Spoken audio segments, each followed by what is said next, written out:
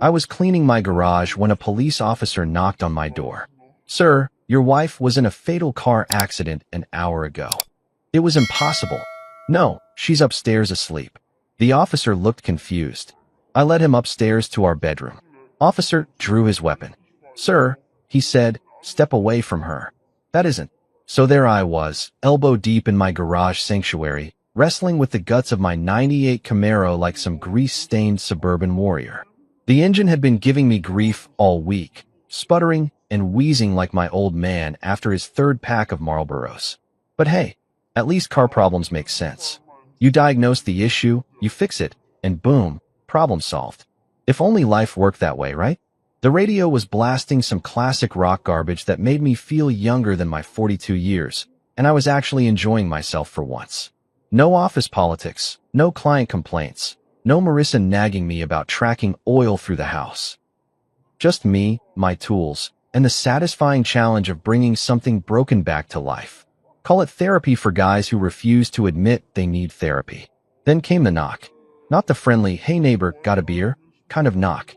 This was the official, "Your life's about to get royally screwed" variety. 3 sharp raps that cut through my metallic-induced haze like a machete through butter. I wiped my hands on an old rag that had seen better decades and trudged to the door, already annoyed at whatever Girl Scout or Jehovah's Witness was about to waste my Saturday afternoon. But it wasn't a kid peddling cookies or salvation. Standing on my doorstep was Officer Bruce Jackson, looking like he'd rather be anywhere else on planet Earth. The guy was built like a linebacker, but carried himself with the weight of bad news. His uniform was soaked from the October rain that had been hammering our little slice of suburbia all day, and his hat sat in his hands like he was attending a funeral. Which, as it turned out, he basically was. "Sir," he started, and already I didn't like where this was heading. "Cops don't show up at your door on Saturday to tell you you've won the lottery. Are you David Mercer?" "Depends who's asking." I shot back, because being a smartass is apparently my default setting when I'm nervous. "But yeah, that's me. What's this about, officer?" Jackson cleared his throat and looked me dead in the eye with the kind of expression they probably teach at cop school, somewhere between sympathetic and professional, like he was reading from a script he'd memorized but hoped he'd never have to use. "Sir, I'm afraid I have some difficult news. Your wife, Marissa Mercer, was involved in a fatal car accident approximately an hour ago." The words hit me like a sledgehammer to the chest. Fatal accident. Marissa. My brain tried to process this information, but it felt like trying to solve calculus while drunk. For a moment, the world went completely silent except for the sound of rain hitting the pavement and my own heartbeat doing a drum solo in my ears. Then I did something that probably seemed completely insane to Officer Jackson. I laughed. Not a happy laugh, mind you, but one of those bitter, incredulous sounds that bubbles up when reality decides to take a hard left turn into crazy town. "No," I said, shaking my head like a dog trying to get water out of its ears. "No, that's impossible. You've got the wrong guy, wrong house, wrong universe maybe. Marissa's upstairs asleep. She's been battling a headache all day and went to bed early." The confusion that spread across Jackson's face should have been my first clue that something was seriously off in Denmark. Cops deal with denial all the time. They're probably used to people refusing to accept bad news. But this wasn't denial confusion. This was, "What the hell is this guy talking about" confusion. "Sir," he said slowly, like he was talking to someone who might be having a mental breakdown, "we have positive identification. The vehicle was registered to Marissa Mercer at this address. We found her purse, her driver's license." "Then you found the wrong purse," I interrupted, already heading toward the stairs. "Come on, I'll show you. She's right upstairs, probably wondering why we're making so much noise." Jackson followed me, his hand instinctively moving to rest near his service weapon, a detail that should have sent up more red flags than a communist parade, but I was too focused on proving him wrong to notice. We climbed the stairs to the master bedroom, and I called out like I had 1,000 times before. "Marissa, honey, there's someone here who thinks you're dead. Come tell this nice officer how very much alive you are." I pushed open the bedroom door with the confidence of a man who was absolutely certain he was about to make a cop look like an idiot. The room was dark, curtains drawn against the gray afternoon light, but I could see the familiar shape under the covers. Blonde hair fanned across the pillow, just like always. My wife, my Marissa, exactly where I'd left her. See, I said triumphantly, reaching for the bedside lamp. One very much alive. The light clicked on, and Officer Jackson's entire body went rigid. His hand moved to his gun with the kind of speed that suggested years of training and several close calls with danger. Sir, he said in a voice that had gone from sympathetic to deadly serious in about half a second, step away from the bed. Now, what? What? But even as I asked the question, my brain was starting to catch up with what my eyes were seeing. Something was wrong. Very, very wrong. The hair was right, the clothes looked familiar, but there was something off about the way the body lay there. Too still. Too perfect. That isn't a person, Mr. Mercer, Jackson said, his weapon now partially drawn. That's a mannequin. My stomach dropped somewhere into the vicinity of my shoes. A mannequin. Not my wife. Not a person at all.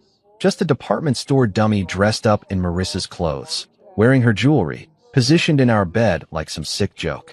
For a moment that felt like a century, I just stood there staring at this thing that had fooled me completely. The makeup was perfect, the wig was Marissa's exact shade of blonde, even down to the little curl she always got behind her left ear. Someone had gone to incredible lengths to create this illusion. But why? Mr. Mercer, Jackson's voice cut through my shock. I'm going to need you to explain what's going on here. Where is your wife? That's when it hit me. The realization that made my blood run colder than a Minnesota winter. This wasn't some random coincidence. This wasn't grief making me hallucinate. Someone had planned this. Someone had carefully, deliberately set up this elaborate charade. Someone wanted me to believe Marissa was both dead and alive simultaneously. I thought back to this morning, to Marissa kissing me goodbye before I headed to the garage. Her lips had been cold, I remembered now. Unusually cold. And she'd seemed distant, distracted. She'd claimed she had a headache and was going to rest, but looking back, there had been something else in her eyes. Something that looked almost like guilt? I don't know. I whispered, and for the first time in my adult life, I meant it completely. I honestly don't know where my wife is. Outside, I could see my neighbor Tom Redding pretending to rake leaves while obviously straining to hear every word. The whole neighborhood would be buzzing about this within the hour. David Mercer, whose wife died in a car accident, but was also sleeping upstairs as a mannequin. It sounded like the setup to a really twisted joke, except nobody was laughing. Jackson was talking into his radio, calling for backup and crime scene techs, but his words sounded like they were coming from underwater. My world had just been flipped upside down and shaken like a snow globe, and I was still trying to figure out which way was up. But even in my shock, one thought kept hammering at my brain like a persistent headache. This level of planning, this attention to detail, this elaborate setup. It wasn't the work of some random psychopath. This was personal. This was someone who knew me, knew Marissa, knew our routines and our house, and exactly how to make me look like either a victim or a suspect. Someone had set the stage for the performance of a lifetime, and I was standing right in the middle of it, not knowing if I was supposed to be the hero, the villain, or just another prop in someone else's twisted game. The rain kept falling outside, washing away whatever evidence might have been there, and I stood in my bedroom staring at a fake version of my wife while trying to figure out where the real one had gone and why she'd left a mannequin in her place. Welcome to the worst Saturday of my life. Let me tell you something about mannequins. They're creepy as hell under the best circumstances. Stick one in a department store window wearing the latest fall fashion, and it's just another part of the retail landscape. But dress one up in your wife's favorite pajamas, complete with her wedding ring and that little scar on the wrist from when she tried to cook Thanksgiving dinner in 2018, and suddenly you're living in a Stephen King novel. I couldn't stop staring at the thing. Whoever had crafted this masterpiece of deception had clearly majored in how to mind screw your husband 101, with a minor in theatrical design.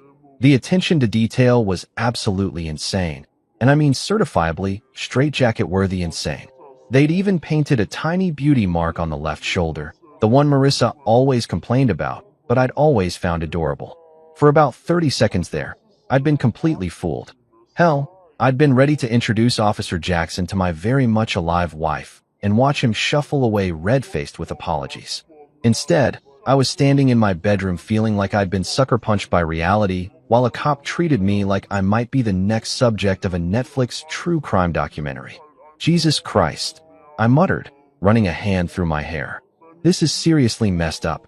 Jackson was all business now, his earlier sympathy replaced by that cop mode suspicion that probably kept him alive on the streets. His eyes kept darting between me and the mannequin like he was trying to figure out if I was a grief-stricken widower or a complete psychopath. "Mr. Mercer," he said, and his voice had that careful, measured tone they use when they think you might snap at any moment.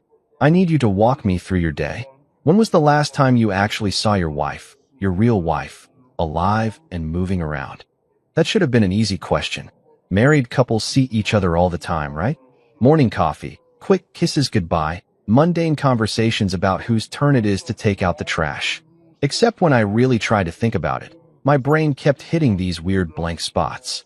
"This morning," I said, but even as the words left my mouth, they felt wrong somehow. "She kissed me before I went out to work on the car. Said she had a headache and was going to lie down." What time was that? Around 10, maybe 10:30? I was trying to sound confident, but doubt was creeping in like water through a cracked foundation. She seemed, I don't know, off. Distracted. Jackson was scribbling in his little notebook like my life story was suddenly fascinating literature. Off how? That was the million-dollar question, wasn't it? How do you explain that your wife of 16 years seemed like a stranger in her own skin? That her kiss felt mechanical, like she was going through the motions? That she'd been clutching her phone like it contained state secrets?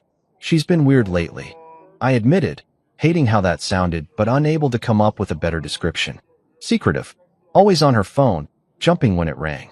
New perfume, new clothes, staying out later than usual. I figured she was planning something for our anniversary next month, you know? Maybe a surprise trip or something. The look on Jackson's face suggested he was thinking about entirely different kinds of surprises. The kind that involved divorce lawyers and private investigators, not romantic getaways. Any marital problems, Mr. Mercer? Financial troubles? Anyone who might want to hurt either of you? Standard questions, I guess, but they hit uncomfortably close to home. Our marriage had been, well, let's just say we weren't exactly poster children for wedded bliss lately. The spark had dimmed somewhere between the mortgage payments and the routine of middle-aged suburban life. We'd become roommates more than lovers, two people sharing space and bills, but not much else. But hurt us? That seemed extreme. Nothing that would lead to this, I said, gesturing at the mannequin. We had our issues, sure, but what couple doesn't after 16 years? We weren't fighting or anything. Just coasting, I guess. Jackson's radio crackled to life, some dispatcher babbling about crime scene units and additional officers. The cavalry was coming, which meant my house was about to become Grand Central Station for every cop, detective, and forensics nerd in the county. That's when I noticed Tom Redding had abandoned all pretense of yard work and was standing at the edge of my property with his phone out, probably live streaming the whole drama to Facebook. Nothing like a good neighborhood scandal to spice up a boring Saturday, right? Wonderful, I muttered. The vultures are gathering. Jackson followed my gaze and nodded grimly. We'll need to canvass the neighborhood anyway. Someone might have seen something unusual. Unusual? Yeah, because my life hadn't crossed that line about 20 minutes ago. As we waited for backup, I found myself studying the mannequin more closely, looking for clues about who might have created this elaborate fake-out. The craftsmanship was professional. This wasn't some Halloween store dummy dressed up for kicks. Someone with serious skills had put this together. The jewelry, I said suddenly. That's Marissa's actual jewelry. The wedding ring, that bracelet I got her last Christmas, even those little diamond earrings she wears every day. Jackson perked up. You're sure? Positive. I should know. I paid for most of it. I leaned closer, being careful not to actually touch anything. Which means whoever did this had access to her personal belongings. They didn't just study her from a distance. They got close enough to take her things. Or she gave them willingly, whispered a nasty little voice in the back of my head. Maybe this wasn't some stranger's elaborate scheme. Maybe this was an inside job. The sound of sirens was getting closer, and I could see neighbors starting to emerge from their houses like prairie dogs sensing drama. Mrs. Henderson from across the street was pretending to water plants that had been dead since July, while the college kids next door had abandoned their perpetual video game marathon to gawk from their front porch. Mr. Mercer, Jackson said, I have to ask, do you have somewhere you can stay tonight? Family, friends? This house is going to be a crime scene for a while. Crime scene. The words hit me like a slap. My home, the place where Marissa and I had built our life together, was now officially a crime scene. Yellow tape and fingerprint powder and strangers trampling through our private spaces, looking for clues to a mystery I didn't even understand yet. My brother, I said automatically. Daniel. He lives about 2 hours away. Good. I'll need his contact information. Jackson was still writing in that damn notebook. One more thing. Can you think of anyone who might have known your wife's schedule well enough to predict when she'd be away from the house? That question made my stomach clench, because the truth was, lots of people knew Marissa's routines. Her co-workers at the marketing firm, her book club friends, her tennis partners. Hell, even Tom Redding probably knew more about our comings and goings than I did, considering how much time he spent lurking around his front yard. But there was one name that kept surfacing in my mind, even though I didn't want to acknowledge it. Julian Hart, my business partner and supposed best friend. Julian, who'd been spending an awful lot of time at our house lately, always with some excuse about work projects or client meetings. Julian, who knew our schedules because he helped create them. Julian, who Marissa always seemed a little too happy to see. The first police cruiser was pulling into my driveway, followed by an unmarked sedan and what looked like a mobile crime lab. My quiet suburban Saturday had officially become a circus, and I was apparently the main attraction. I looked at the mannequin one more time, this perfect replica of my wife lying in our bed like some twisted sleeping beauty. Someone had gone to incredible lengths to create this illusion, but why? What was the point of making me think Marissa was both dead and alive? Unless the point wasn't to fool me. Maybe I was never supposed to find the mannequin. Maybe it was meant for someone else entirely. Someone who would come looking for Marissa and find this fake version instead. But if that was true, then where the hell was my real wife? And why had she left me holding the bag for whatever game she was playing? The cops were at my front door now, and I could hear Jackson's voice directing them upstairs. My life was about to be dissected by strangers, every private moment examined for clues to a puzzle that seemed to have more pieces missing than present. I just hoped that when they put it all together, I'd still recognize the picture they found. The next 3 days felt like living in some alternate reality where everything looked normal, but nothing actually made sense. The police had turned my house into their personal playground, dusting for fingerprints and bagging evidence like they were shopping at a crime scene clearance sale. I'd been staying at a Holiday Inn that smelled like industrial disinfectant and broken dreams, eating takeout Chinese food and watching news reports about my own life like I was some random spectator instead of the guy living this nightmare. The media had latched onto the story like vultures on roadkill. Mysterious mannequin case baffles police. Husband discovers fake wife in bed. Is this murder or elaborate hoax? The reporters were having a field day with my misery, turning my personal hell into primetime entertainment for people eating dinner and pretending to care about strangers' tragedies. But here's the thing about rock bottom. Sometimes it gives you the clarity to see what you should have noticed all along. Sitting in that crappy hotel room, surrounded by empty takeout containers and my own spiraling thoughts, I finally admitted what my gut had been screaming for months. Something was seriously wrong with my marriage, and it wasn't just the usual middle-aged doldrums. So I did what any reasonable man would do when his life exploded into 1,000 pieces. I called my little brother. Daniel Mercer was everything I wasn't, spontaneous where I was methodical, rebellious where I played by the rules, and annoyingly perceptive about people's bullshit where I preferred to give everyone the benefit of the doubt. He'd become a private investigator after washing out of law school, claiming he preferred real detective work to pushing papers for corporate scumbags. We hadn't talked much lately, mainly because he'd spent our last conversation telling me I was drowning in suburban mediocrity and needed to wake up before life passed me by. Turned out the little bastard might have been onto something. David. His voice sounded surprised when he picked up. Jesus, I heard about Marissa on the news. Are you okay? Define okay, I said, staring at the water stain on the hotel ceiling that looked disturbingly like a map of my current mental state. My wife is supposedly dead, but someone left a mannequin in our bed dressed like her, and the cops are treating me like I'm either a victim or a suspect, depending on what day it is. Holy shit. Daniel had never been one for subtle reactions. That's seriously messed up, even by my standards. Where are you now? Holiday Inn on Route 9. living the dream, and eating lo mein for breakfast. Listen, Danny, I need your help. Something's been off with Marissa for months, and I think this whole thing might be connected to whatever she's been hiding. There was a pause, and I could practically hear the gears turning in his head. Daniel might be a screw-up in the traditional sense, but when it came to sniffing out lies and deception, the guy was like a bloodhound with trust issues. What kind of off, he asked. So I told him everything. The late-night phone calls that ended abruptly when I walked into the room. The new clothes that definitely weren't purchased on our usual budget.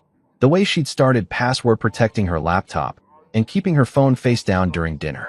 The sudden interest in girls' nights out that seemed to happen with suspicious frequency. And you never thought to, I don't know, ask her about any of this? Daniel's tone had that familiar edge of little brother superiority that used to make me want to give him a wedgie. I'm not the jealous husband type, I said defensively. I trusted her. We've been married 16 years. You don't just start spying on your wife because she's acting a little weird. Dude, Daniel said, and I could hear him shaking his head through the phone. You're not the jealous type. You're the oblivious type. There's a difference. 3 days later, Daniel showed up at my hotel room, carrying a manila folder that looked like it weighed about as much as my remaining faith in humanity. He'd always been the kind of guy who could dig up dirt on a saint, but I wasn't prepared for the archaeological expedition he'd apparently conducted into my wife's secret life. Sit down, he said, which is never what you want to hear when someone's holding evidence of your personal catastrophe. That bad? I asked, but I was already reaching for the bottle of whiskey I'd picked up at the liquor store next to the hotel. Some conversations require liquid courage. That bad? He opened the folder like he was revealing classified government secrets, which in a way, I guess he was. The first photo hit me like a sucker punch to the solar plexus. Marissa, my wife of 16 years, walking out of the Marriott downtown with her hand on the arm of Julian Hart, my business partner and supposed best friend. Son of a bitch, I whispered. It gets worse, Daniel said, spreading out more photos like he was dealing cards in the world's worst poker game. Marissa and Julian in his car. Marissa and Julian having lunch at a restaurant I'd never heard of. Marissa and Julian looking at each other like they were teenagers sneaking around behind their parents' backs. But the real kick in the teeth came with the next batch of photos. Marissa meeting with some guy I didn't recognize in a coffee shop, sliding him an envelope thick enough to choke a horse. Then another meeting, this time with a woman who looked like she'd stepped out of a spy movie, all designer clothes and suspicious glances. Who are these people? I asked, though I was pretty sure I didn't want to know the answer. The guy's name is Lucas Kane, Daniel said, consulting his notes like he was reading my obituary. He's what you might call a life transition specialist. Helps people who want to disappear start fresh somewhere new. New identities, new backgrounds, the whole 9 yards. And the woman? That's where it gets really interesting. She works for a company that specializes in financial, let's call it redistribution. They help people move money around in ways that make it very difficult to track. I poured myself another whiskey and tried to process this information. My wife wasn't just cheating on me. She was planning to vanish completely, taking God knows how much of our money with her. There's more, Daniel said, and I realized he was just getting warmed up. I managed to get into some of her online activity from the past 8 months. She's been taking pictures, David. Lots of pictures. He pulled out printouts of what looked like insurance documents, bank statements, and business contracts. All taken with a phone camera, all from my home office. My private files, my company documents, even the safe combination I'd written down and hidden in my desk drawer like an idiot. She's been documenting your entire financial life, Daniel said. Bank accounts, investment portfolios, insurance policies, business partnerships. This isn't just about running away with her boyfriend. This is about taking you for everything you're worth. I stared at the evidence of my wife's betrayal, feeling like I'd been living with a stranger for months without realizing it. Every kiss, every "I love you," every moment of supposed marital contentment had been a lie while she systematically prepared to destroy my life. How long? I asked. Based on what I can trace, at least 8 months of active planning. But the thing with Julian probably goes back further than that. 8 months. While I'd been working my ass off to build our future, she'd been planning my destruction. While I'd been worrying about her headaches and mood swings, She'd been photographing my most sensitive documents and planning her escape route. So what now? I asked. I mean, the cops think she's dead, but she's obviously not. Do I tell them about this? Do I file for divorce against a dead woman? What's the protocol here? Daniel leaned back in the uncomfortable hotel chair and gave me that look, the one that meant he was about to suggest something that would either save my life or land me in federal prison. You could do that, he said slowly. You could be the good little Boy Scout, turn over all this evidence, and let the system sort it out. Marissa and Julian would probably get arrested eventually. You'd lose half your assets in a messy divorce, and your business would probably tank from all the negative publicity. Or, Daniel said, and his smile was absolutely predatory.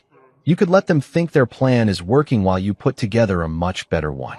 I looked at my little brother, sitting there in that crappy hotel room with evidence of my wife's betrayal spread out like a battle plan, and realized that maybe it was time to stop being the good guy who always played by the rules.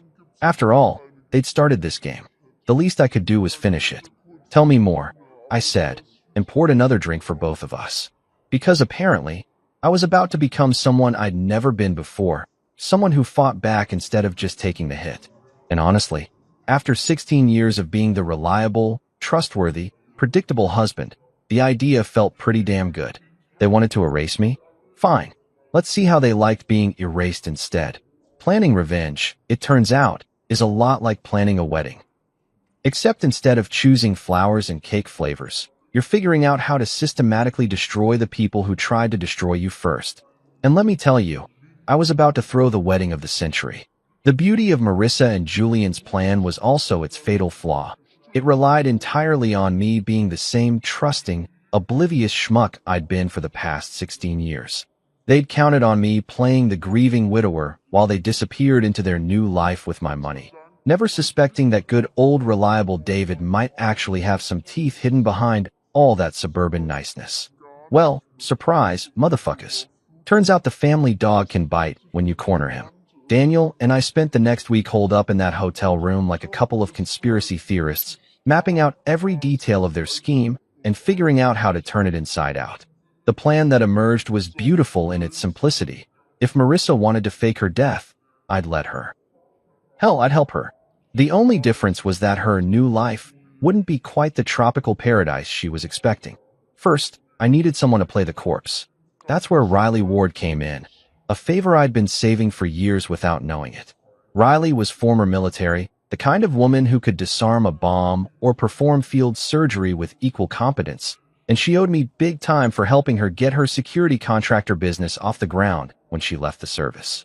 More importantly, she had the kind of moral flexibility that made her perfect for what I had in mind. You want me to what now? Riley asked when I called her with my proposition. Even over the phone, I could hear the amusement in her voice. She'd always appreciated a good con job. Play dead, I repeated. One car accident, very convincing, very final. You'd be the body they find in the wreckage instead of Marissa. And your actual wife won't be quite as dead as she's hoping to be. There was a pause, then Riley's characteristic laugh, the sound of someone who'd seen enough real combat to find civilian problems entertainingly absurd. This is the most fucked up favor anyone's ever asked me for. I love it. When do we start? While Riley handled the theatrical side of things, I turned my attention to home renovations. Amazing what you can accomplish with a little creativity, some soundproofing materials, and 16 years of accumulated knowledge about your house's quirks. The basement had always been my domain anyway. Marissa hated going down there, claiming it was too dark and creepy. Perfect. I built her a little apartment down there, complete with bathroom facilities, a comfortable bed, and even a flat-screen TV. Call it a subterranean bed and breakfast, except the checkout time was entirely up to me. The soundproofing was professional grade. Couldn't have the neighbors getting curious about any unusual noises, after all. But the real masterstroke was flipping Lucas Kane, their so-called life transition specialist. Turns out Mr. Kane had some interesting tax issues with the federal government, and a few phone calls to the right people made him very eager to discuss alternative employment opportunities. Funny how quickly a man's loyalty shifts when he's looking at potential jail time. Your wife and her boyfriend are planning something big, Kane told me during our clandestine meeting at a truck stop outside town. He looked like the kind of guy who sold fake IDs to college kids, which wasn't far from the truth. They want to accelerate the timeline. Something about you getting suspicious. How accelerated? This weekend. The accident's supposed to happen Saturday afternoon on Route 116, that stretch with all the curves. Your wife will be driving to visit her sister in Albany. I almost laughed. Marissa's sister lived in Phoenix and hadn't spoken to her in 3 years. If I'd been paying attention, that alibi alone would have blown their whole scheme. And after the accident, I pick up the real package from a rendezvous point about 5 miles from the crash site. Then it's new identities and a trip to Costa Rica, where your business partner has been setting up some very nice offshore accounts. Not anymore, I said, sliding him a new envelope thick with cash. Here's what's actually going to happen. Saturday morning arrived gray and drizzly, perfect weather for a tragic accident. I spent the morning in the garage again, just like the week before, except this time I wasn't working on the car. I was waiting for the phone call that would tell me the show had begun. The call came at 2:47 p.m. Officer Jackson's voice was appropriately somber as he delivered the news I'd been expecting. Mr. Mercer, I'm afraid I have some difficult news about your wife. I played my part perfectly, rushing to the hospital, demanding to see the body, breaking down in controlled grief when they told me the remains were too badly damaged for viewing. Riley had done her job beautifully. The accident looked absolutely convincing, complete with Marissa's purse and jewelry scattered around the wreckage. The dental records would match because we'd made sure they would. Meanwhile, about 30 miles away, Lucas Kane was picking up a very different package than he'd been expecting. Instead of my conscious, eager to escape wife, he found Marissa unconscious in the back of his van, courtesy of some pharmaceuticals Riley had provided. By the time my dear wife woke up, she'd already been delivered to her new home, my custom-built basement suite. The beauty of the whole operation was its symmetry. Marissa had wanted to disappear, to erase herself from our life, and start fresh somewhere else. Well, congratulations, honey, mission accomplished. She was now officially dead to the world, exactly as she'd planned. The only difference was that her new world was a 10 by 12 room beneath the house, where she'd spent 16 years lying to me. Julian, of course, was frantically trying to reach both Marissa and Kane, not knowing that one was legally dead and the other was now working for me. I could picture him pacing around his apartment, checking his phone every 30 seconds, wondering why his carefully orchestrated plan seemed to be falling apart. Poor Julian. He was about to discover that some people are much better at playing chess than others realize. The funeral was scheduled for Thursday, a closed casket affair, naturally, given the condition of the body. I'd already started receiving casseroles from well-meaning neighbors and condolence cards from people I barely knew. The whole neighborhood was rallying around the poor widower, offering support and sympathy for my tragic loss. If they only knew that my dead wife was currently sitting in my basement watching her own memorial service on closed-circuit television, they might have been a little less generous with their tuna noodle casseroles. But that was the beautiful thing about small-town life. People saw what they expected to see. A grieving husband getting support from his community. A tragic accident that claimed a young woman's life. A neighborhood coming together in the face of loss. They didn't see the security cameras I'd installed throughout the house, or the reinforced steel door I'd put in the basement, or the way I smiled just a little too broadly when people offered their condolences. They certainly didn't see Marissa, very much alive and finally getting a taste of what it felt like to be trapped in someone else's plan. The game was just beginning, and for the first time in months, I was the one holding all the cards. Marissa had wanted to play dead? Fine. Now she could find out exactly what that felt like, permanently. After all, she'd made her choice when she decided to erase me from her life. Now I was simply returning the favor, with interest. Welcome to your new life, darling. I hope you enjoy the accommodations. There's something deeply satisfying about watching someone's world collapse in real time, especially when that someone spent months planning your destruction. Call it karma, call it justice, or just call it good old-fashioned revenge. Whatever you want to label it. I was enjoying every second of Marissa's slow realization that her brilliant escape plan had turned into her worst nightmare. She woke up around 6 in the evening, about 4 hours after Kane delivered her to my custom-built hospitality suite. I'd been monitoring her through the security cameras I'd installed, watching her sleep with the kind of peaceful expression she hadn't worn around me in months. Funny how relaxed people look when they think they're about to get everything they want. The first thing she did was call out for Julian, which told me everything I needed to know about who she'd been thinking about during those last conscious moments. Not her husband of 16 years, not the life she was leaving behind, but her new boyfriend and their shiny future together. Well, honey, that future just got a serious revision. When she finally opened her eyes and took in her surroundings, the confusion on her face was absolutely priceless. This clearly wasn't the safe house or private jet she'd been expecting. Instead of tropical beaches and offshore bank accounts, she found herself in a windowless room with cement walls, tasteful lighting, and all the charm of a high-end prison cell. "What the hell?" she whispered, struggling to sit up on the bed I'd so thoughtfully provided. The drugs were still working their way out of her system, making her movements sluggish and uncoordinated. I let her marinate in confusion for a few more minutes before activating the intercom system. No point in rushing the big reveal.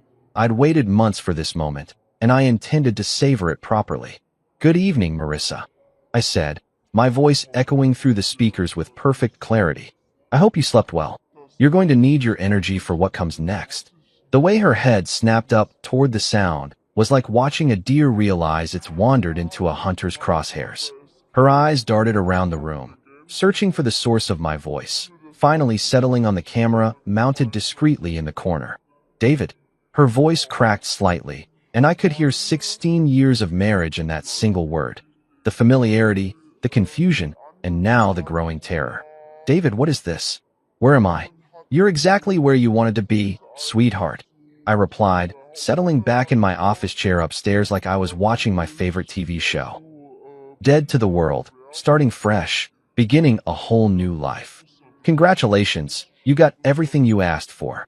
I clicked on the monitor that showed the local news coverage of her death, complete with footage of the accident scene and interviews with neighbors expressing their shock and grief. The anchor was doing that serious news voice thing they all learn in journalism school, describing the tragic loss of a beloved community member. In other news, I continued conversationally. "Your funeral is scheduled for Thursday."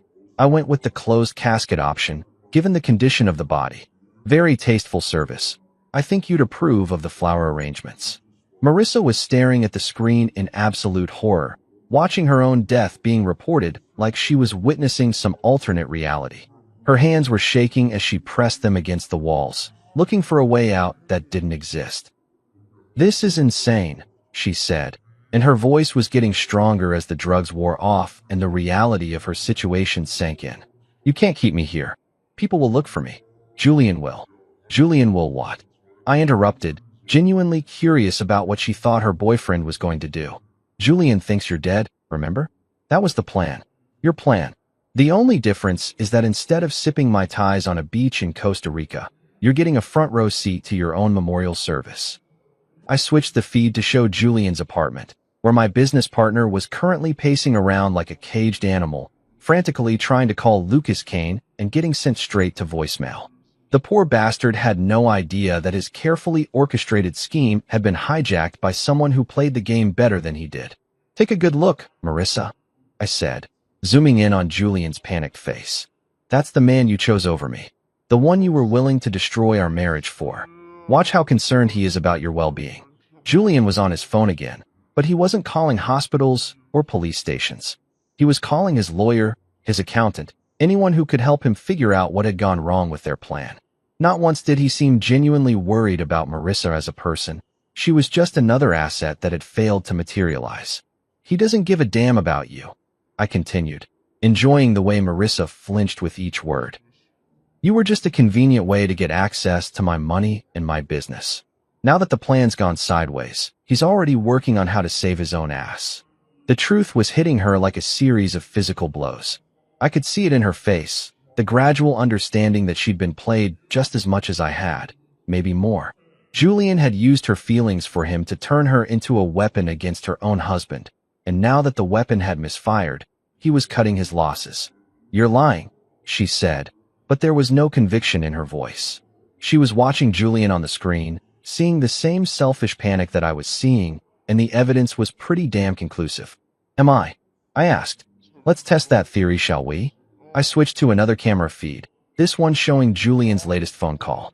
The audio was crystal clear thanks to some very expensive surveillance equipment Daniel had helped me install. I don't care where she is, Julian was saying to someone on the other end. The whole thing's blown up. I need new papers and a way out of the country before the feds start asking questions about those offshore accounts. Marissa's face went white as she listened to the man she'd betrayed her marriage for discussing her disappearance like a minor inconvenience. No concern for her safety. No questions about whether she was hurt or scared or in danger. Just cold, calculating self-preservation. Still think he loves you? I asked. She slumped against the wall, and for the first time since this whole nightmare began, I saw something in her eyes that looked like genuine regret. Not for getting caught, not for the failure of her plan, but for the choices that had led her to this moment. Why? She whispered. Why this instead of just, I don't know, divorce? You could have taken half of everything and walked away. Half? I laughed, and it wasn't a pleasant sound. Marissa, you weren't planning to leave me half of anything. You were planning to take it all and disappear. Those photos you took of our financial documents, the meetings with your identity specialist, the offshore accounts Julian set up, you wanted to erase me completely. I leaned forward, speaking directly into the microphone so she could hear every word clearly. So that's exactly what I'm doing to you. You wanted to be dead to the world? Congratulations. You're officially deceased, buried, mourned, and forgotten. Your old life is over, just like you planned. The only difference is that your new life comes with some unexpected accommodations. She was crying now, finally understanding that her elaborate scheme had turned into her own prison. Every decision she'd made, every lie she'd told, every betrayal she'd planned had led her to this windowless room where she could watch the world move on without her. Please, she said, and the word came out broken and desperate. Please, David. I'm sorry. I made a mistake. I can fix this. We can fix this. Fix what? I asked. Our marriage? That died months ago when you started planning my destruction. Your relationship with Julian? He's already abandoned you. Your old life? That's buried 6 feet under with Riley Ward playing your corpse. I stood up from my chair, getting ready to head downstairs for our first face-to-face conversation since her death. No, Marissa, I said. There's nothing left to fix. There's only what comes next, and for the first time in months, I'm the one who gets to decide what that looks like. The look of absolute despair on her face was everything I'd hoped for and more. She'd played the game of deception and betrayal, thinking she was so much smarter than her boring, predictable husband.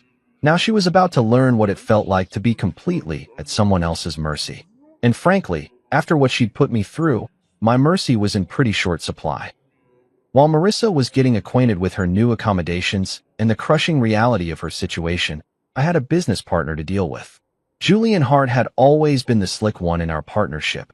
Designer suits, perfect hair, and the kind of smile that made clients think they were getting something special. Too bad he'd never learned the difference between being clever and being smart. The beauty of having someone like Daniel in your corner is that private investigators know all sorts of interesting people, including several who specialize in making bad situations look a whole lot worse than they actually are. Within 24 hours of Marissa's death, Julian was about to discover that his problems were just getting started. I spent Monday morning playing the grieving widower, accepting condolences from coworkers and nodding sadly when people told me how sorry they were for my loss. Julian showed up at the office around 10, looking like he'd spent the weekend wrestling with his conscience and losing badly. His usual polished appearance was slightly off, wrinkled shirt, 5 o'clock shadow at 10 in the morning, and eyes that darted around like he was expecting federal agents to burst through the windows at any moment. David, he said, putting on his best friend act and wrapping me in one of those awkward man hugs that's supposed to convey deep emotion. Jesus, man, I'm so sorry. I can't believe Marissa's gone. The irony was absolutely delicious. Here he was, comforting me over the death of the woman he'd been planning to run away with, and he had no idea that she was currently sitting in my basement watching this whole performance on closed-circuit television. Thanks, Julian, I said, playing my part with the kind of understated grief that would make community theater directors weep with joy. I can't wrap my head around it, you know? She was fine when I left for the garage that morning, and then, I let my voice trail off and ran a hand through my hair, the picture of a man struggling to hold it together. Julian nodded sympathetically, but I could see the wheels turning behind his eyes. He was probably wondering if I suspected anything, if I'd found any evidence of their affair, if his carefully constructed alibi was going to hold up under scrutiny. What he didn't know was that his alibis were about to become the least of his problems. "Listen," he said, glancing around the office like he was worried about being overheard. "If you need anything, time off, help with the business, whatever, just say the word. We're partners, but more than that, we're friends. I've got your back." Friends. Right. The kind of friend who spends months planning to destroy your life and steal your wife. But I just nodded gratefully and told him I appreciated the support. That afternoon, while Julian was at lunch with a client, the first shoe dropped. Two men in cheap suits showed up at our office, flashing badges and asking questions about Julian's recent financial activities. They were actors Daniel had hired, armed with fake IDs and enough authentic-looking paperwork to fool anyone who wasn't expecting to be conned. "We're with the Financial Crimes Division," the taller one announced to our receptionist, loud enough for half the office to hear. "We need to speak with Mr. Julian Hart about some irregularities in his banking records." By the time Julian returned from lunch, the entire office was buzzing with rumors about federal investigations and financial crimes. The fake agents had left behind just enough paperwork to make it look official, including a very convincing subpoena for Julian's financial records. I watched him read the subpoena through my office window, and it was like watching a man realize his house was on fire while he was still trapped inside. His face went through about 6 different shades of pale before settling on a sickly green that matched his expression perfectly. He was in my office within minutes, closing the door behind him and trying to look casual while his entire world crumbled around his ears. "David," he said, attempting his usual confident tone and failing spectacularly, "I need to talk to you about something. There might be some complications with some of my personal investments." "Complications?" I asked, raising an eyebrow with just the right amount of concern. "What kind of complications?" "It's probably nothing," he said, but the sweat beading on his forehead suggested otherwise. "Some mix-up with offshore accounts, international transfers, that kind of thing. You know how paranoid the feds are about money laundering these days. The beautiful thing about guilty people is how eager they are to explain away their crimes before anyone even accuses them of anything." Julian was basically confessing to financial fraud while trying to make it sound like a clerical error. "Should I be worried about the business?" I asked. "I mean, if there are federal investigators looking into your finances." No, he said quickly, too quickly. "This is completely separate from our partnership. Personal stuff. Nothing that affects the company at all." He was lying, of course. The offshore accounts he'd set up were meant to hold my money after he and Marissa cleaned out our joint assets and disappeared. But watching him try to cover his tracks while panicking about an investigation that didn't actually exist was better than cable television. That evening, I headed downstairs to give Marissa a front row seat to her boyfriend's meltdown. She was sitting on the bed I'd provided, staring at the blank monitor screen like she could will it to show her something different than the truth. "Evening news time," I announced cheerfully, switching on the feed from Julian's apartment. Tonight's episode: watching a guilty man try to figure out how screwed he really is. Julian was on his phone again, but this time he wasn't calling lawyers or accountants. He was calling Lucas Kane, the identity specialist who was now working for me, begging for an emergency extraction. "I need new papers tonight," Julian was saying, pacing around his living room like a caged animal. "The whole thing's blown up. There are federal agents asking questions, and I need to be gone before they connect me to the offshore accounts." Marissa was watching with the kind of horrified fascination you'd reserve for a car accident happening in slow motion. This was the man she'd chosen over 16 years of marriage. A coward who was ready to abandon her the moment his own comfort was threatened. "Still think he's your knight in shining armor?"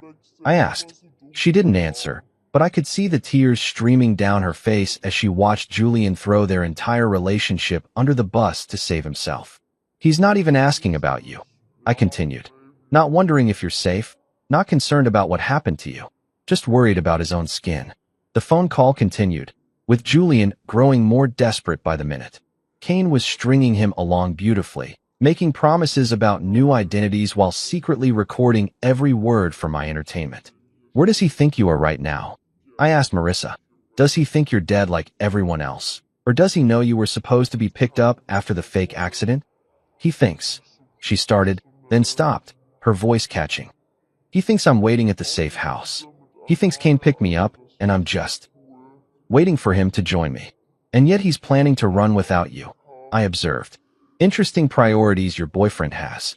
On the screen, Julian was now offering Kane double money for immediate extraction, no questions asked. He was willing to abandon Marissa, abandon their plan, abandon everything as long as he could save himself from consequences that were mostly imaginary. This is the man you destroyed our marriage for, I said quietly. This is who you thought was worth throwing away 16 years of history. Take a good look, Marissa. This is what love looks like when it's tested. She was sobbing now, finally understanding that she'd been played by someone who cared about her even less than she'd ended up caring about me. Julian had used her feelings to turn her into a weapon against her own husband, and now that the weapon had backfired, he was cutting his losses without a second thought. Please, she whispered, not looking away from the screen. Please turn it off. I can't watch anymore. Oh, but this is just the beginning, I said, settling into a chair I'd placed specifically for these viewing sessions. Tomorrow, things get really interesting. You wanted a front row seat to a new life, remember? Well, here it is. Your boyfriend's about to learn what happens when you mess with the wrong guy's family. The panic in Julian's voice was music to my ears, and the despair on Marissa's face was the perfect harmony. They'd started this game thinking they were so much smarter than everyone else, so much more deserving of happiness and wealth and freedom. Now they were about to discover that sometimes the quiet, reliable guy in the corner is the most dangerous player at the table. The thing about destroying someone's life is that timing is everything. You can't just blow up their world all at once. That's amateur hour, the kind of revenge that lacks artistry and leaves everyone feeling unsatisfied. No, proper destruction requires patience, precision, and the kind of dramatic build-up that would make Shakespeare proud. Julian Hart was about to get the full theatrical experience. I'd spent Tuesday night setting the stage while he panicked in his apartment, calling every contact he had in his desperate attempt to disappear before the fake federal investigation closed in on him.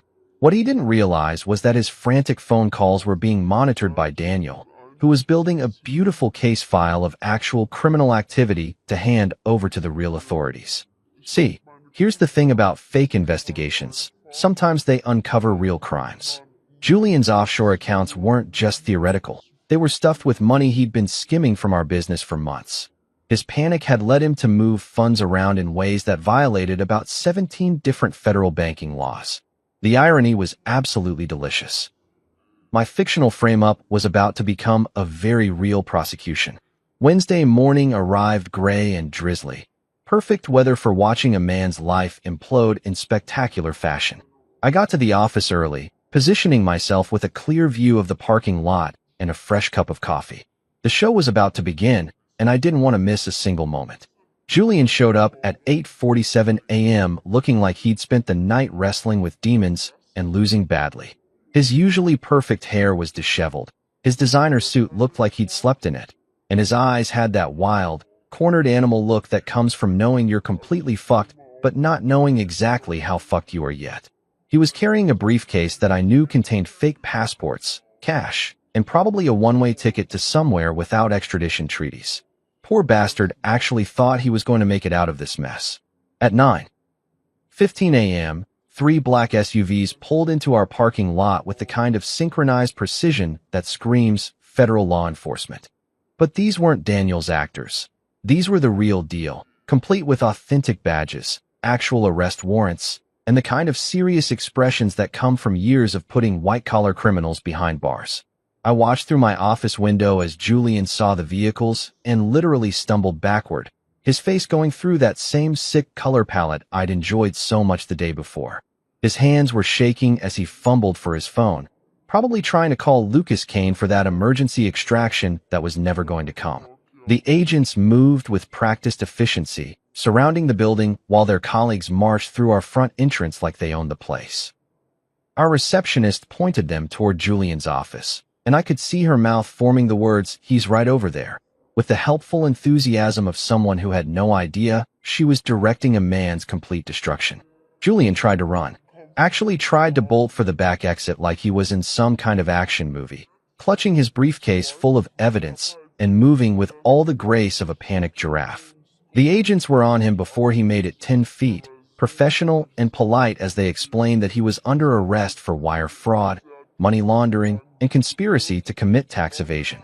The look on his face when they cuffed him was absolutely priceless. Pure, undiluted terror mixed with the dawning realization that his carefully constructed life was over. He kept looking around the office like he expected someone to rescue him, to explain that this was all a misunderstanding, to make it all go away with the right phone call or the right amount of money. But there was no rescue coming, no last-minute reprieve, just the cold, hard reality of federal agents reading him his rights while his co-workers watched through office windows with the kind of horrified fascination usually reserved for natural disasters. "David," he called out as they led him toward the exit, his voice cracking with desperation. "David, you have to help me. Call my lawyer. This is all a mistake." I stepped into the hallway, putting on my best expression of shocked concern. "Julian? What's happening? What's going on?" "It's about the offshore accounts," he said, and I almost laughed at how eager he was to confess his crimes in front of witnesses.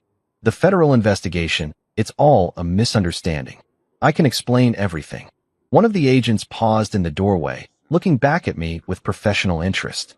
"Sir, are you Mr. Mercer? We may need to speak with you as well, given your business partnership with the defendant." "Of course," I said, playing the cooperative citizen perfectly. "Whatever you need." I had no idea Julian was involved in anything illegal, which was technically true.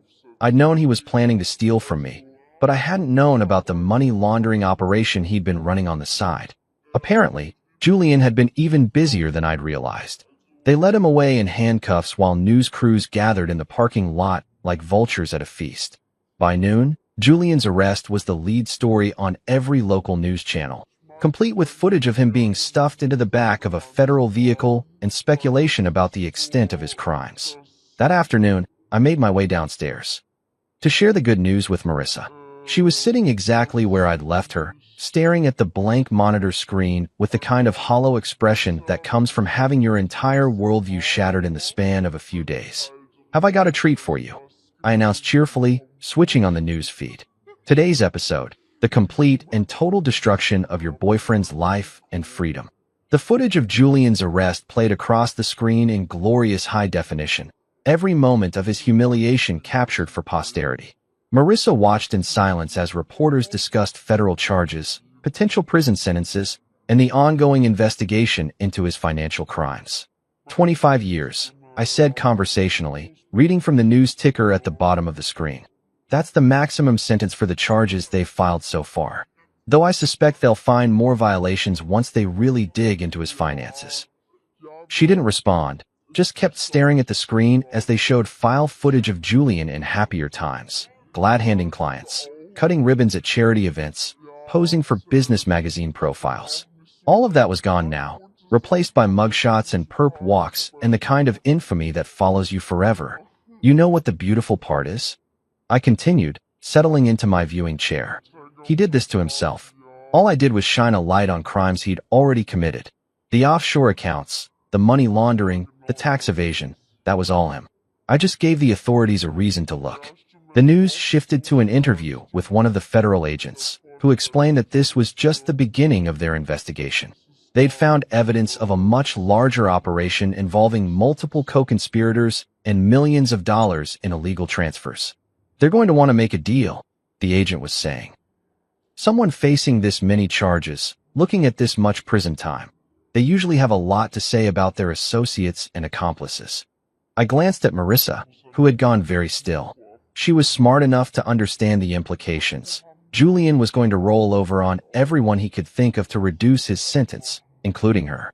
Except she was officially dead, which made her both the perfect scapegoat and completely unreachable for questioning. "Looks like your boyfriend's going to try to blame you for everything," I observed. "Good thing you're dead, right?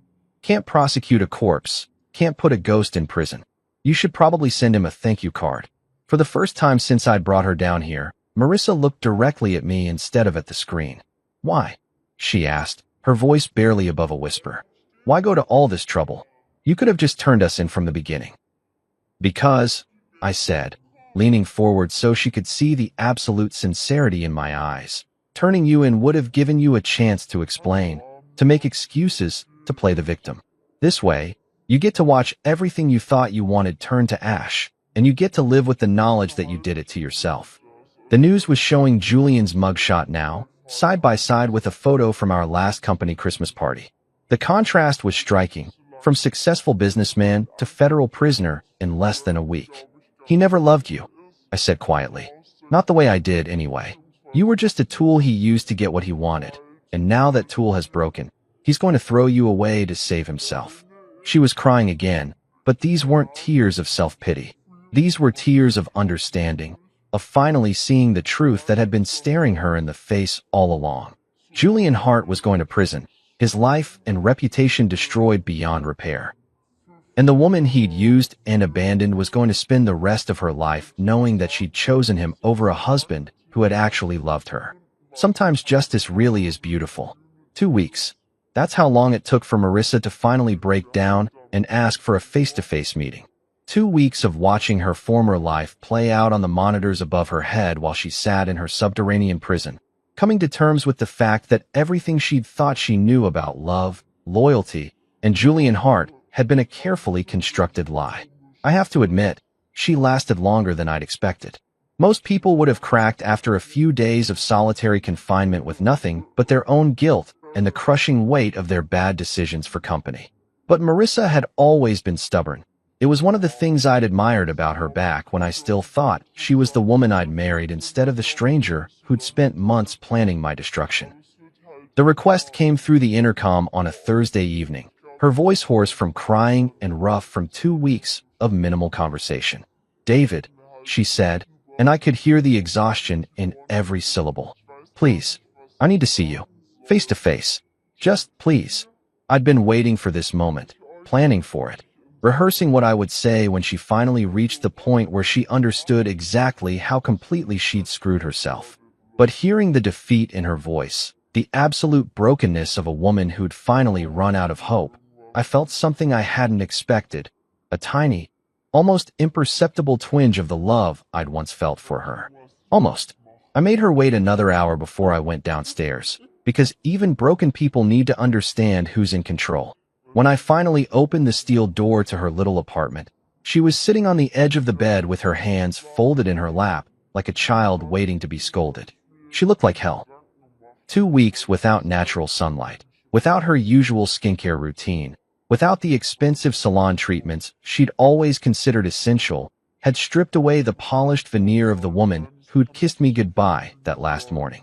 Her hair hung limp and unwashed, her skin was pale and blotchy, and her eyes were red-rimmed and hollow. This was what Marissa looked like without the armor of her carefully constructed life, and the sight of her hit me harder than I'd anticipated. "Hello, sweetheart," I said, keeping my voice neutral as I took the chair I'd placed in the corner for exactly this moment. "You wanted to talk?" She looked up at me, and for a second I saw a flash of the woman I'd fallen in love with 20 years ago, vulnerable, uncertain, reaching out for comfort that she wasn't sure she deserved. "Why?" she whispered. "Why this instead of divorce? You could have taken half of everything and walked away. You could have destroyed me in court, taken our daughter, made me the villain in a very public breakup. Why this elaborate revenge?"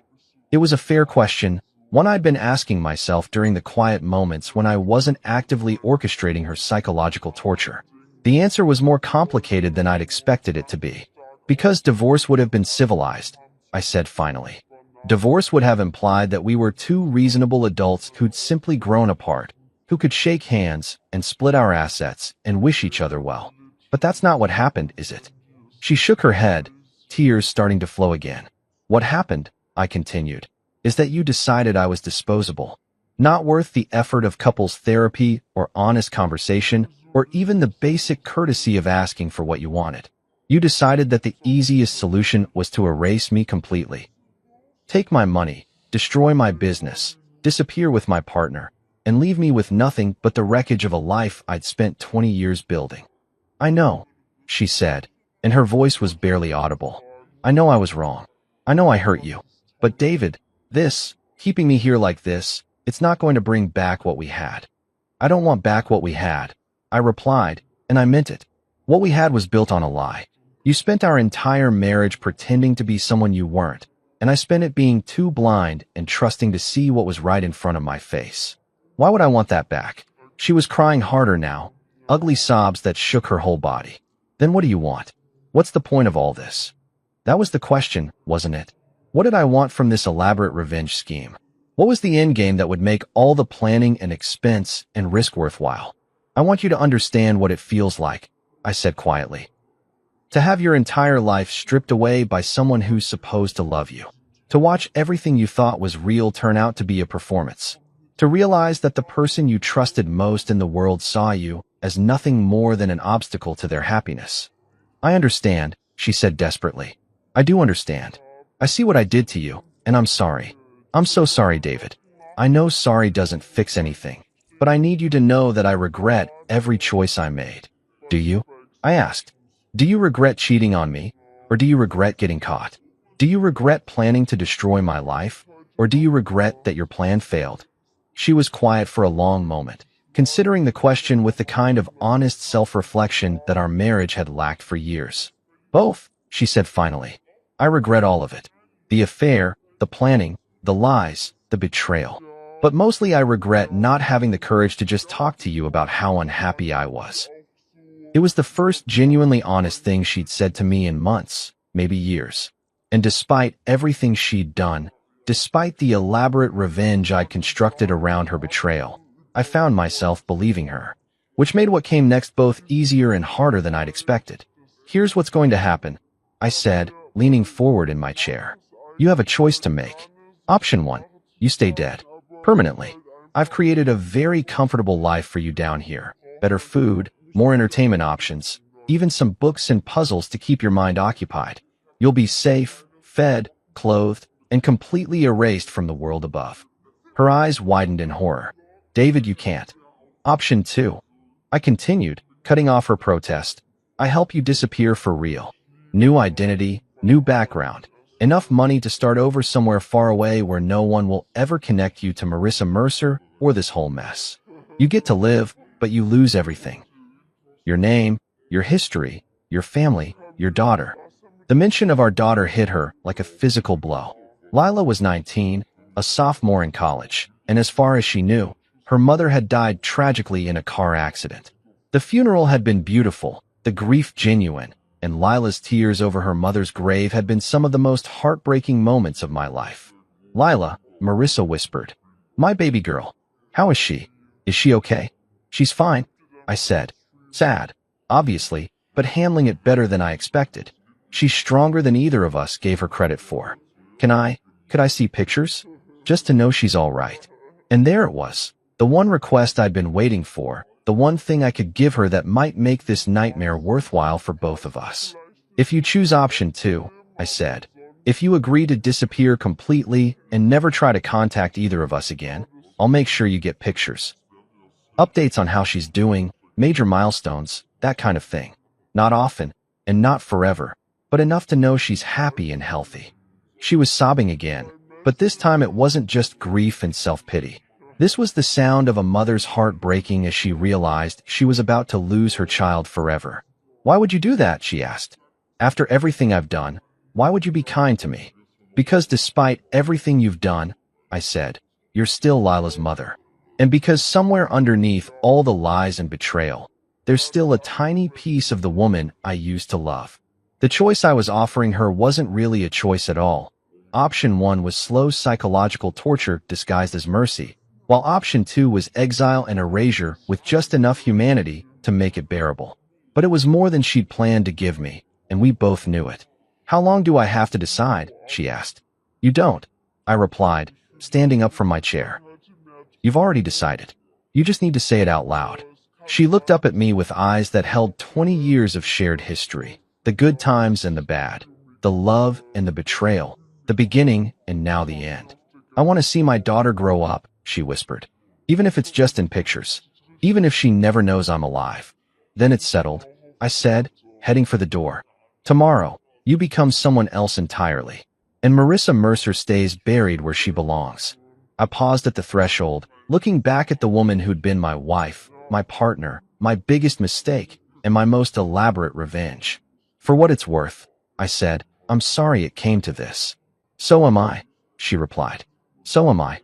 3 months after Marissa Mercer was buried in Greenwood Cemetery, Clara Hayes walked into Murphy's Hardware in Whitefish, Montana, carrying a resume that was completely fabricated and a story about starting over after a messy divorce.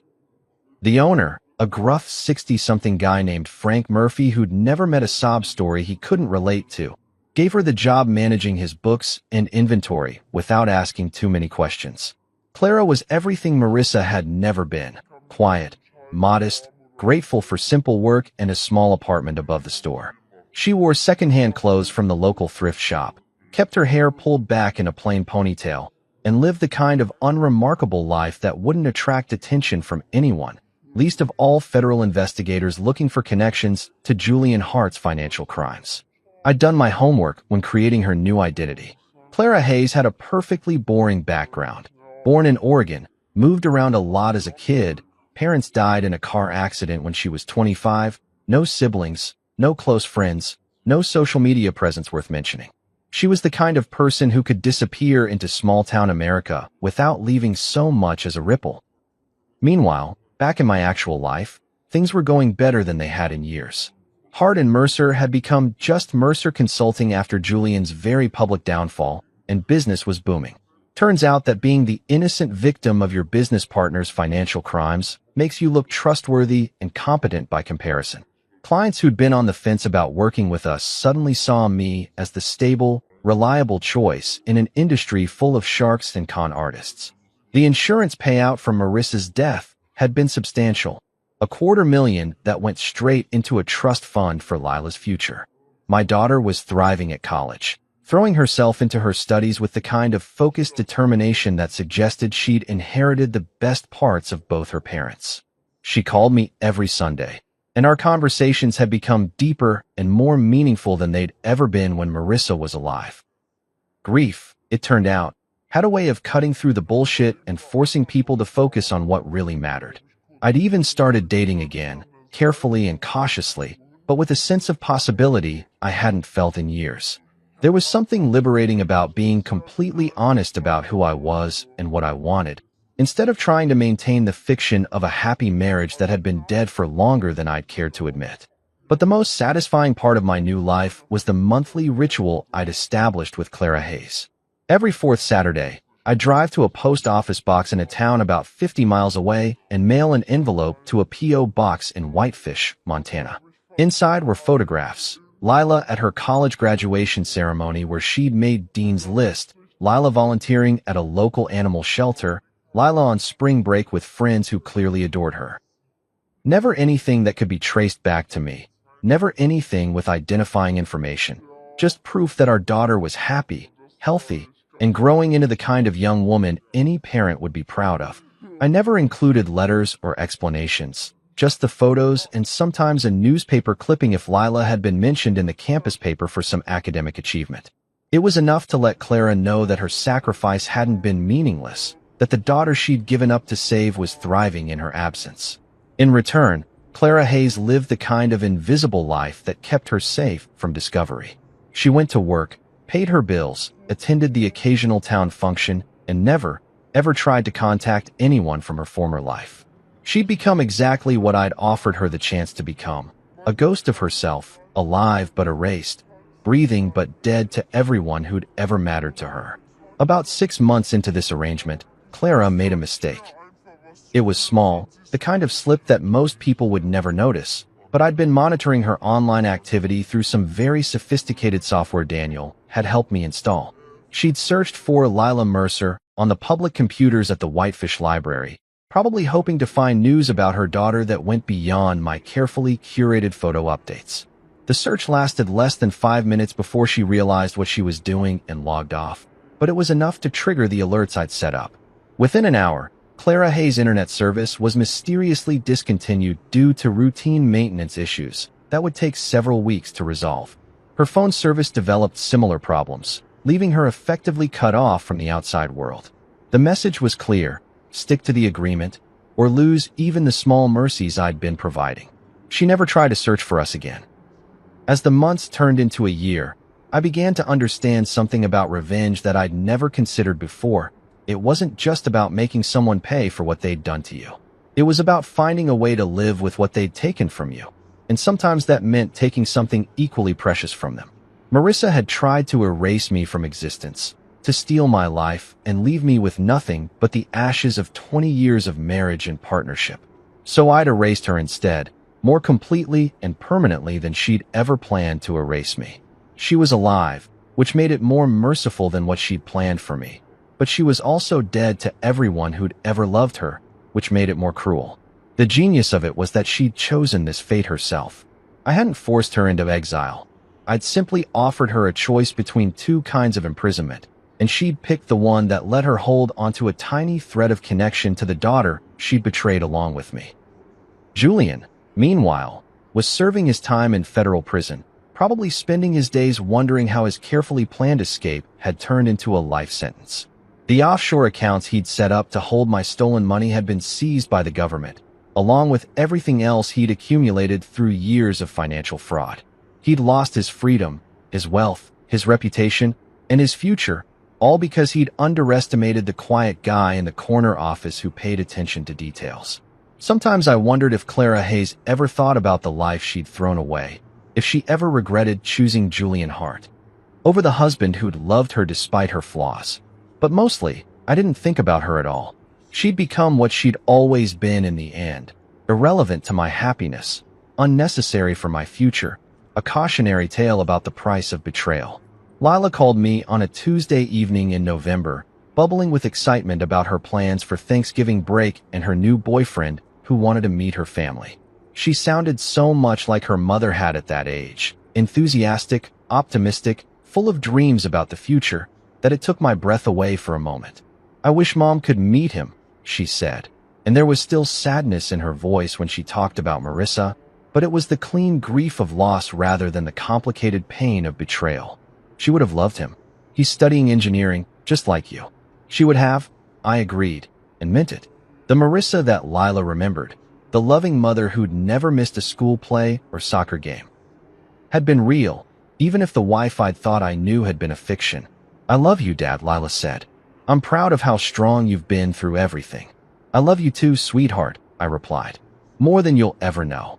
After we hung up, I sat in my office looking at the photos on my desk.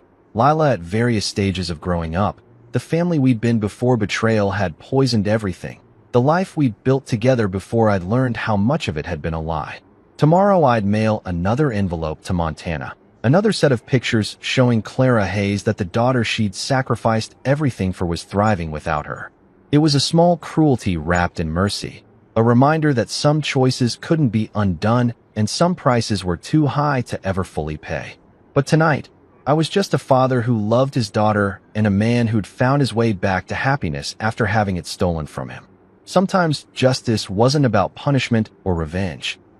Sometimes it was simply about rebuilding something better from the wreckage of what had been destroyed. And sometimes that was enough. 5 years. That's how long it took for our carefully constructed house of cards to face its ultimate test. 5 years of Clara Hayes living her invisible life in Montana. 5 years of me building something better from the ashes of my destroyed marriage. And 5 years of Lila growing into the kind of young woman who made every sacrifice worthwhile. The day was perfect. One of those crisp May afternoons that made you believe in fresh starts and happy endings. I was standing in the packed auditorium of State University, watching my daughter walk across the stage to receive her engineering degree, and feeling proud enough to burst. She'd graduated summa cum laude, landed a job with a prestigious firm in Seattle, and was planning to move in with the boyfriend I'd actually grown to like, a rare achievement for any father of a 24-year-old daughter. Lila looked radiant in her cap and gown, beaming as she shook hands with the dean and posed for the official photographer. 5 years of grief had taught her to appreciate life's victories, to savor moments like this instead of taking them for granted. She'd channeled her pain over losing her mother into academic excellence and a determination to make the most of every opportunity. As I watched her accept her diploma, I thought about all the people who weren't there to see this moment. Marissa, who'd loved Lila more than anything in the world, but had chosen her own selfish desires over being present for her daughter's future. Julian, who was still serving his federal sentence and would probably die in prison. All the people who'd been part of our lives before betrayal had burned everything down and forced us to rebuild from scratch. The ceremony was long, as these things always are, filled with speeches about bright futures and endless possibilities. I found myself scanning the crowd during the boring parts, looking at all the proud families taking pictures and recording videos of their graduates. Somewhere in that sea of faces, I spotted the university president's wife, a few local politicians trying to look important, and my blood turned to ice. There, in the back row of the auditorium, wearing oversized sunglasses and a baseball cap pulled low over her face, was a woman I'd have recognized anywhere. Older, thinner, dressed in the kind of generic clothing you'd find at any Walmart, but unmistakably the person who'd once been my wife. Clara Hayes had broken the cardinal rule of our arrangement. She'd left her exile in Montana and come to see the daughter she was supposed to be dead to forever. For a moment, I felt something I hadn't experienced in 5 years, genuine fear. Not for myself, but for Lila. What if Clara tried to approach her? What if she decided that 5 years of hiding was enough and attempted some kind of reunion? What if she destroyed the careful peace we'd built by injecting herself back into our lives? I watched Clara watching our daughter, and even from across the crowded auditorium, I could see the tears streaming down her face. This was probably the first time she'd seen Lila in person since faking her own death, and the girl she was looking at was completely different from the college freshman she'd left behind. Lila had grown up in her absence, matured into an adult who'd learned to navigate the world without her mother's guidance. Clara's hands were shaking as she raised a small camera, probably one of those disposable ones you can buy at gas stations, and took a few pictures. She was being careful not to use the flash, trying to remain invisible while documenting the moment she'd traveled 1,000 miles to witness. Part of me wanted to march over there and drag her out of the auditorium before she could cause any damage. Part of me wanted to have security escort her away and then make some calls to ensure she never got this close to our life again. But another part of me, a part one didn't particularly like acknowledging, understood exactly why she was there. This was her daughter too. Despite everything she'd done, despite the choices she'd made and the price she'd paid for them, Lila was still her child. And watching your child graduate from college was the kind of milestone that made people do desperate, dangerous things. So I made a choice that surprised even me. Instead of stopping her, I watched her watch our daughter, and I let her have this moment. It was probably the only time she'd ever see Lila again, the only chance she'd have to witness what her sacrifice had preserved. When the ceremony ended and the crowd began to disperse, I saw Clara start to move toward the exit. She was being smart, trying to leave before the crowd thinned out enough for anyone to get a clear look at her face. But as she passed my row, our eyes met across 20 feet of space and 5 years of complicated history. The recognition was instant and mutual. For just a moment, we stared at each other like two ghosts meeting in a graveyard, both of us haunted by the life we'd destroyed and the choices we'd made in its aftermath. I could have signaled security. I could have pointed her out to the people around me, made a scene that would have ended with her arrest and exposure. I could have destroyed her new life as completely as she'd once tried to destroy mine. Instead, I did something that felt both like forgiveness and like the final act of revenge. I nodded.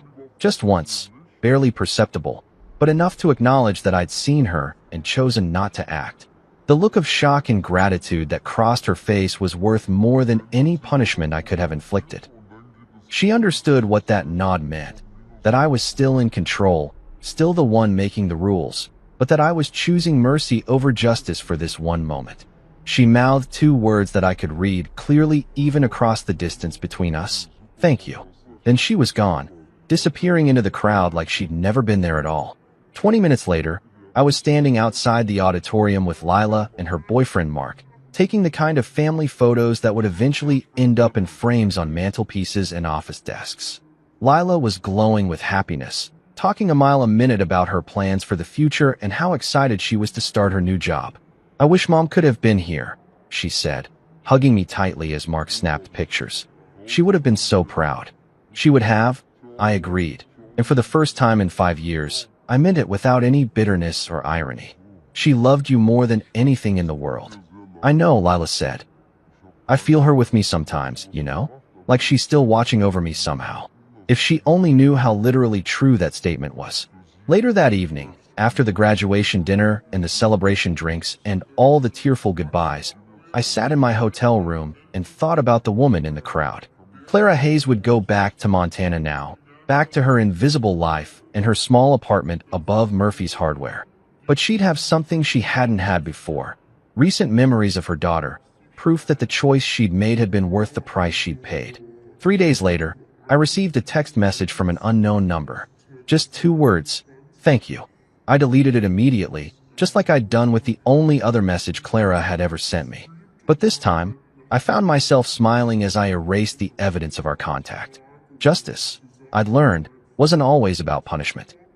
Sometimes it was about understanding that everyone pays a price for their choices, and sometimes the people who hurt you are paying a price that's already high enough. Clara Hayes would live the rest of her life knowing that she'd chosen to betray the people who loved her most. She'd wake up every morning in exile, surrounded by strangers who would never know her real name or her real story. She'd go to sleep every night knowing that her daughter was growing up without her, building a life that had no place for the woman who'd given her life. That was punishment enough. And allowing her one stolen moment to see what she'd preserved through her sacrifice? That wasn't weakness or forgiveness. It was proof that I was the one who got to decide what justice looked like. 5 years after Marissa Mercer had tried to erase me from existence, I was successful, respected, and surrounded by people who loved me for who I actually was instead of who they wanted me to be. My daughter was thriving, my business was booming, and my future looked brighter than it had in decades. Meanwhile, the woman who tried to destroy me was living under an assumed name in a town where nobody knew her history, getting by on minimum wage and whatever mercy I chose to show her. I'd won. Completely, totally, and permanently. And the best part? She knew it too. Sometimes the most perfect revenge is simply living well while your enemies live with the consequences of their choices. And sometimes, if you're very lucky and very patient, you get to be generous in victory without giving up any of the control you fought so hard to reclaim. Justice wasn't just about punishment, it was about balance. And after 5 years of careful orchestration, the scales had finally settled exactly where they belonged. I guess you could say I'm just a regular guy with a regular life. My name is David, and I've been married to Rachel for a little over a year now. To be honest, I still feel like the luckiest man alive every time I wake up and see her beside me. She's smart, kind, beautiful, and the kind of person who makes everything around her feel lighter, like the world is just easier when she's in it. From the moment we met, she had this way of making me feel like I could do anything, and when we said our vows, I meant every single word. I run a small car parts business that keeps me busy, but not overly so. It's just enough to make me feel like I'm doing something meaningful, while still giving me plenty of time to spend with Rachel. She works from home as a financial analyst, a fancy way of saying she's really good with numbers. Honestly, I don't understand half of what she does, but it's impressive. She's the kind of person who could probably balance the country's budget while sipping her morning coffee. Life has been good to us. We've fallen into this comfortable rhythm where everything just clicks. We wake up, share breakfast, and then dive into our respective days. Evenings are my favorite, though. We cook together. Well, Rachel cooks and I pretend to help, and then we either watch something on TV or sit on the patio, talking about everything and nothing. Sometimes we laugh until our sides hurt. Other times, we just enjoy the quiet. Now, I'd be lying if I said there weren't any challenges. Marriage isn't some fairy tale where everything is always perfect, and we're no exception. We've had our disagreements, who doesn't? But we've always managed to work through them. What's different about Rachel and me, though, is how much we value each other. We don't let petty arguments linger. We talk things out, even if it's uncomfortable. One of the more interesting parts of being married to Rachel is navigating her social circle. Don't get me wrong. I like that she has her own group of friends. They're important to her, and by extension, they're important to me. But if I'm being completely honest, her friends can be a bit much. They're a tight-knit group, and I always feel like the outsider looking in when we're together. They've known Rachel for years, and I'm just the husband. There's one friend in particular who stands out, Lisa. She's the ringleader, the one who sets the tone for the group. If Lisa's in a good mood, everyone's laughing and having a great time. If she's not, the entire dynamic shifts, and the evening feels like walking on eggshells. She's got this air about her, like she's always in control, always one step ahead of everyone else. It's not that she's outright mean. Well, not at first. But there's a subtlety to her that makes you feel like you're being judged, even when she's smiling at you. Despite the occasional tension, I've tried my best to fit in. I know how much Rachel values her friendships, and I don't want to be the reason she feels torn. So, I show up at the dinners, the brunches, the gatherings. I smile, I make small talk, and I laugh at jokes that aren't all that funny.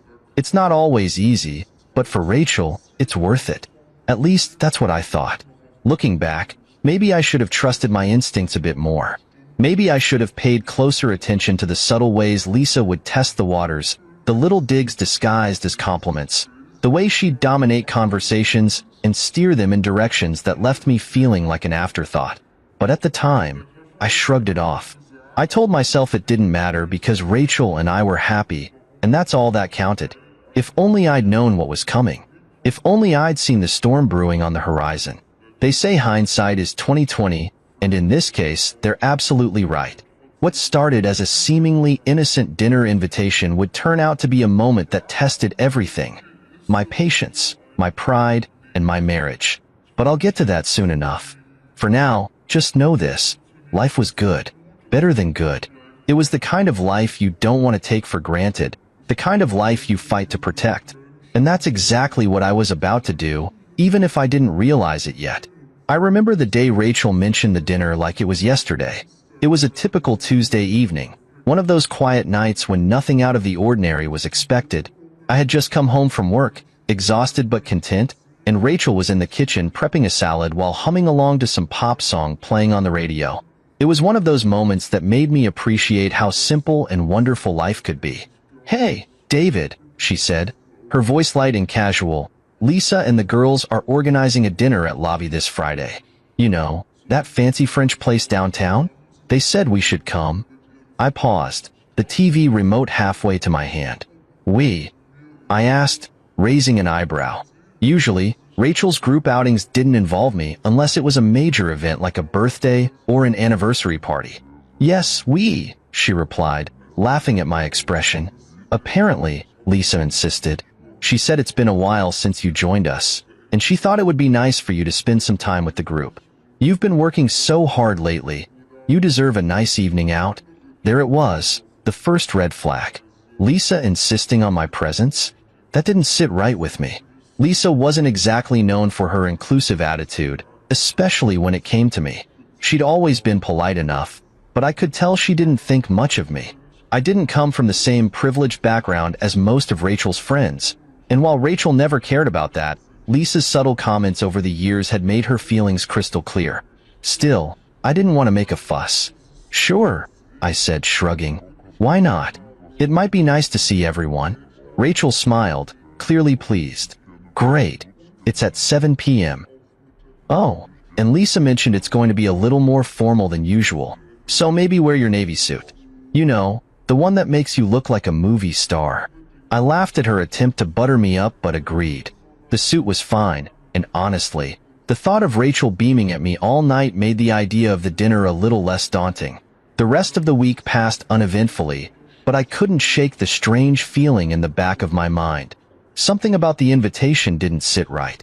Maybe it was the way Rachel had casually dropped Lisa's name as if that alone was supposed to convince me, or maybe it was just my gut telling me that this night wasn't going to be as simple as it seemed. Friday arrived, and as we got ready, Rachel seemed genuinely excited. She picked out a stunning green dress that made her look radiant, and I couldn't help but feel proud to have her by my side. "You're going to knock them dead," I said as we got into the car. She just smiled and squeezed my hand. We arrived at Lavi a little before 7 p.m. The restaurant was everything you'd expect from a high-end French establishment. Dim lighting, soft classical music playing in the background, and waiters who looked like they'd stepped out of a luxury magazine. Rachel's friends were already seated at a table near the center of the room, laughing and chatting like they owned the place. As we approached, I noticed something odd.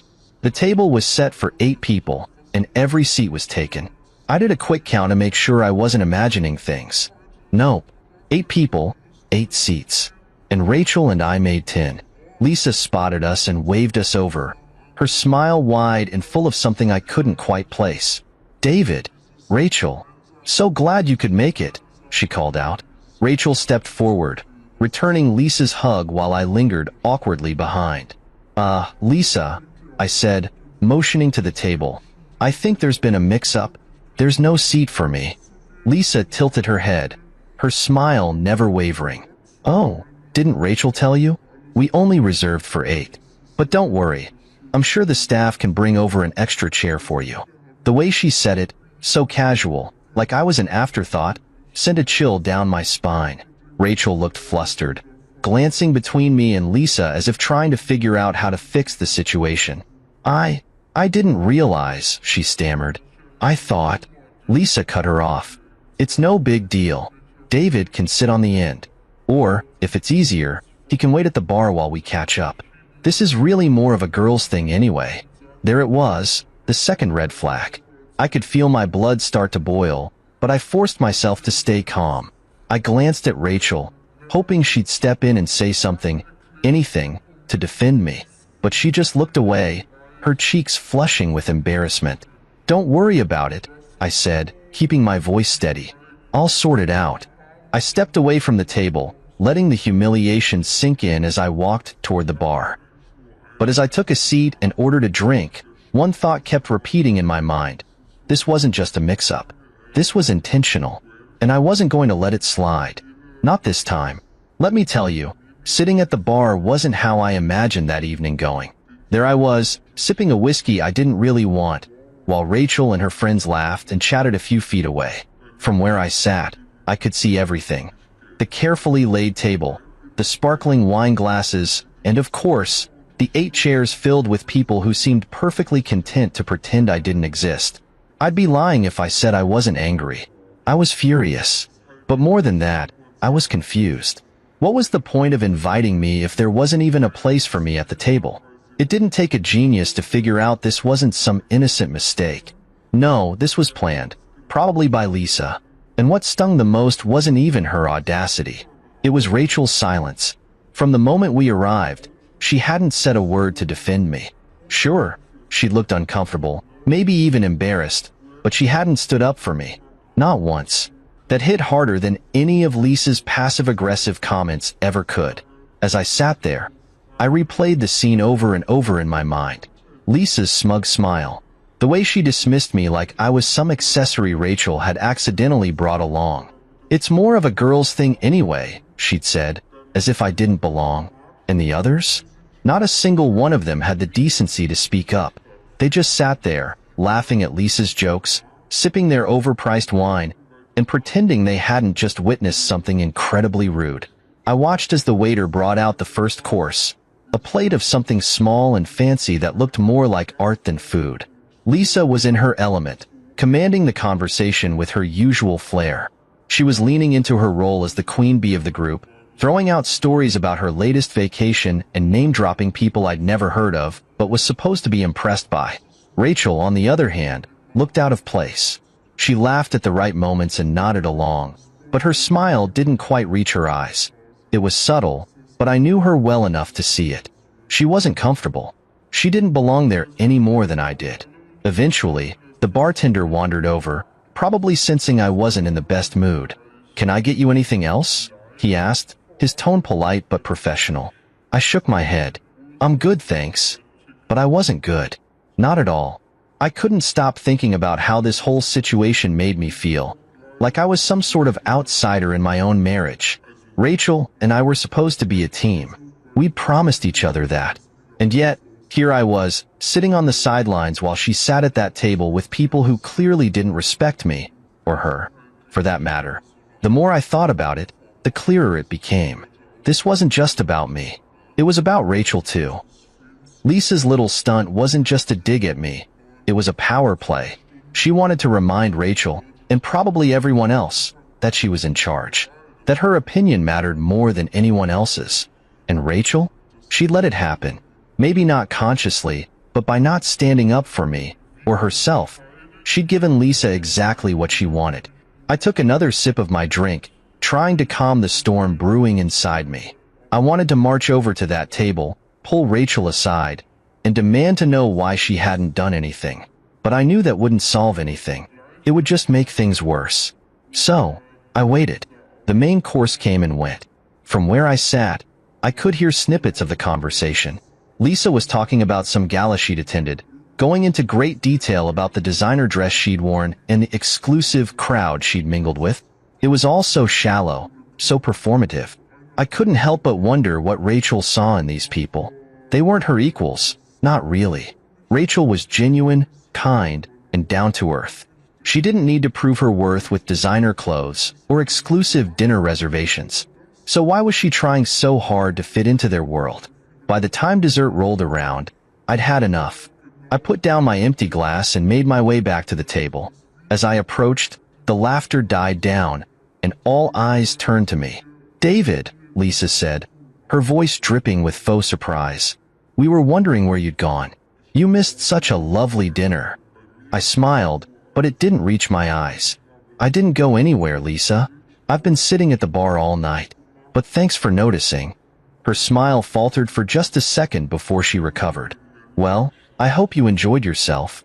It's such a shame we couldn't squeeze you in." I nodded, my gaze steady.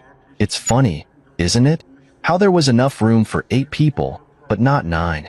Rachel's face turned red, and she opened her mouth to say something, but I held up a hand. "It's fine. I'm not upset. I just wanted to say goodbye before I left. Rachel, I'll see you at home." And with that, I turned and walked out. As I stepped into the cool night air, I felt a mix of anger and relief. I didn't know what would happen next, but one thing was certain. Things couldn't stay the way they were. Something had to change. I drove home that night in silence, the tension from the dinner sitting heavily on my chest. I didn't want to explode in front of Rachel when she got home, so I decided to take a walk to clear my head. Fresh air sometimes helped me think, though this time, all it did was make me replay the evening over and over. Lisa's smug face, her condescending tone, the way she said, "It's such a shame we couldn't squeeze you in."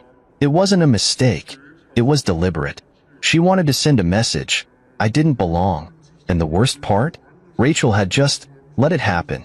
When Rachel finally walked through the door later that night, I could tell she was uneasy.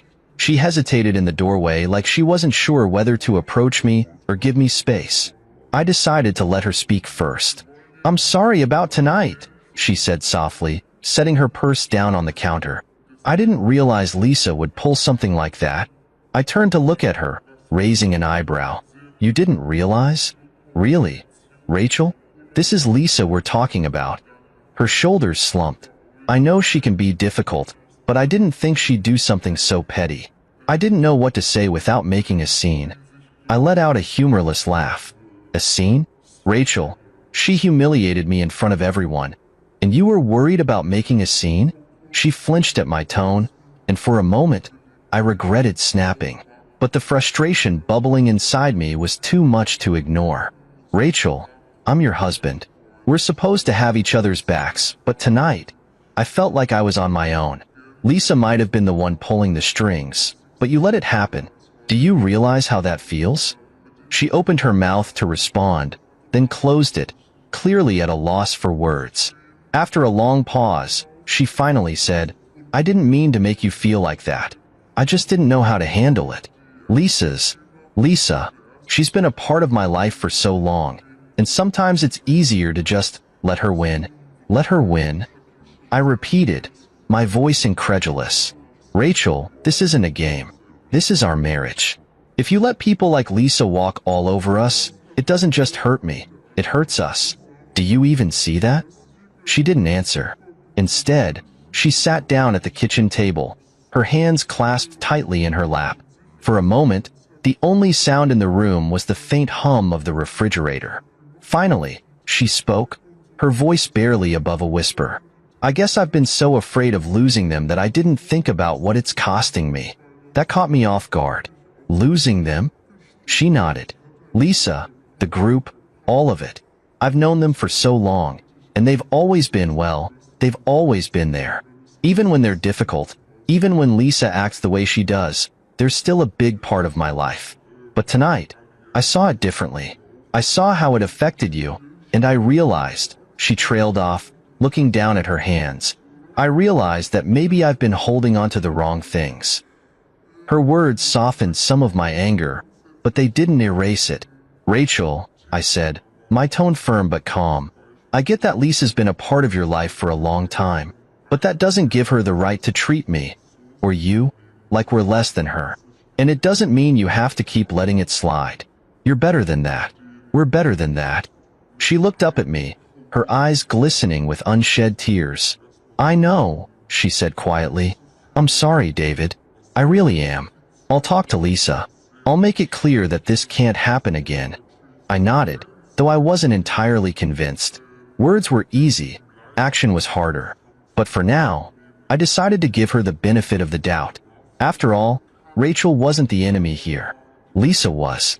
And if Rachel was willing to take a stand, maybe we could finally put this whole mess behind us.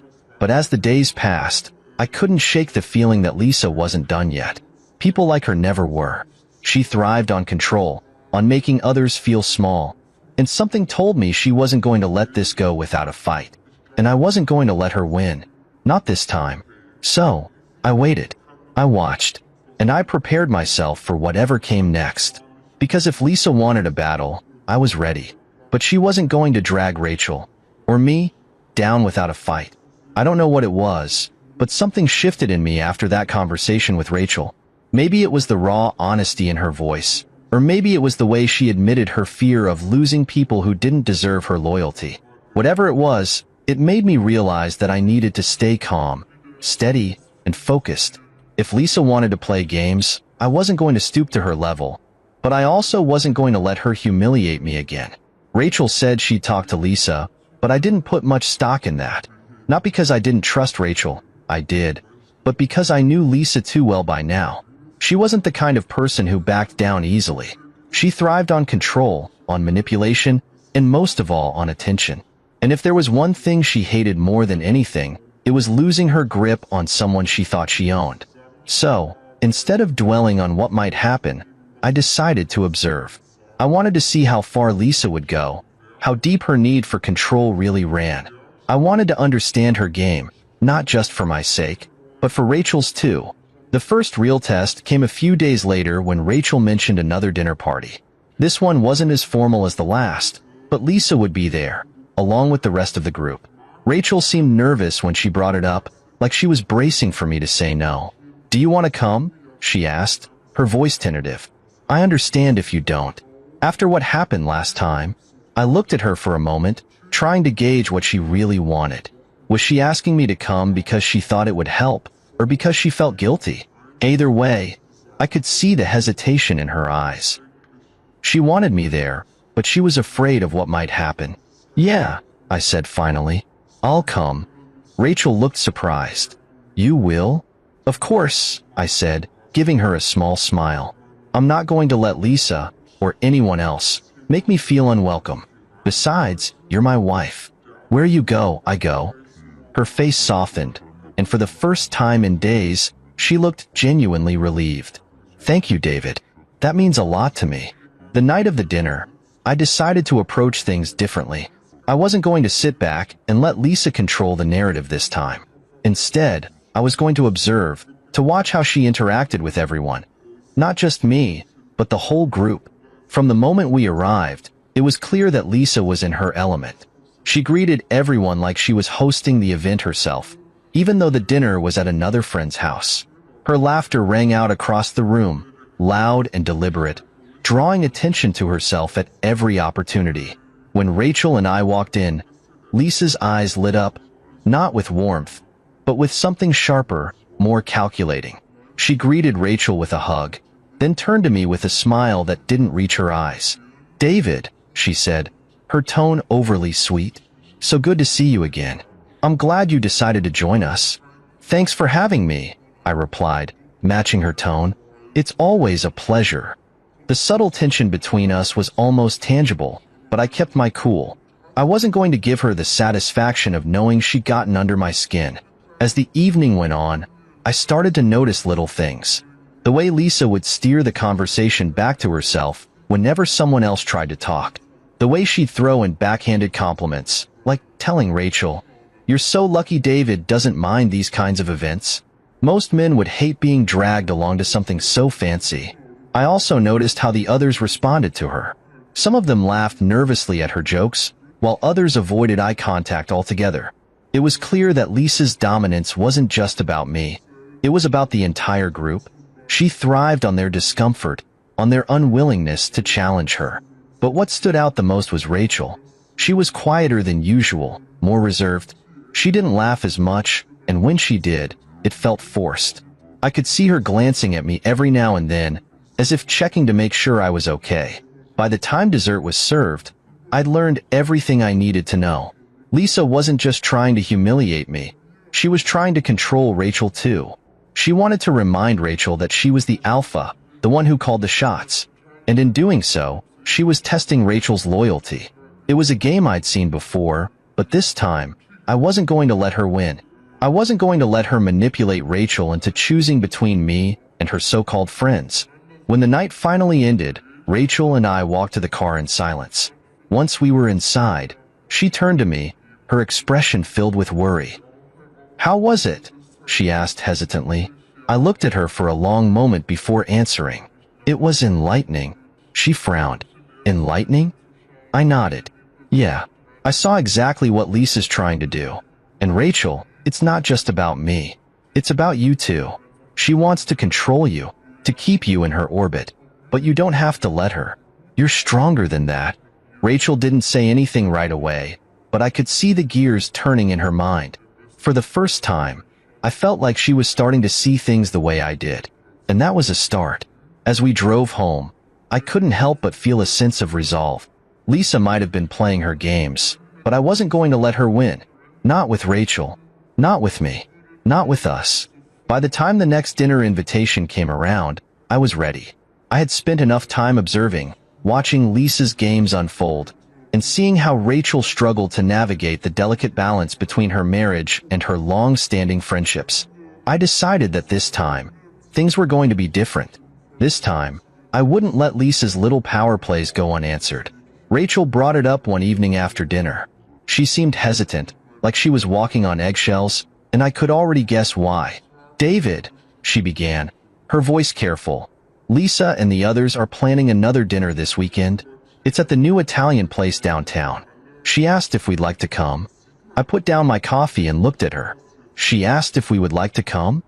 I repeated, emphasizing the we. Rachel nodded. "Yes, she did. I mean, I know how things have been lately, but maybe this is her way of trying to make amends." I raised an eyebrow, unconvinced. "Lisa? Make amends? Rachel, let's be honest here. That's not her style."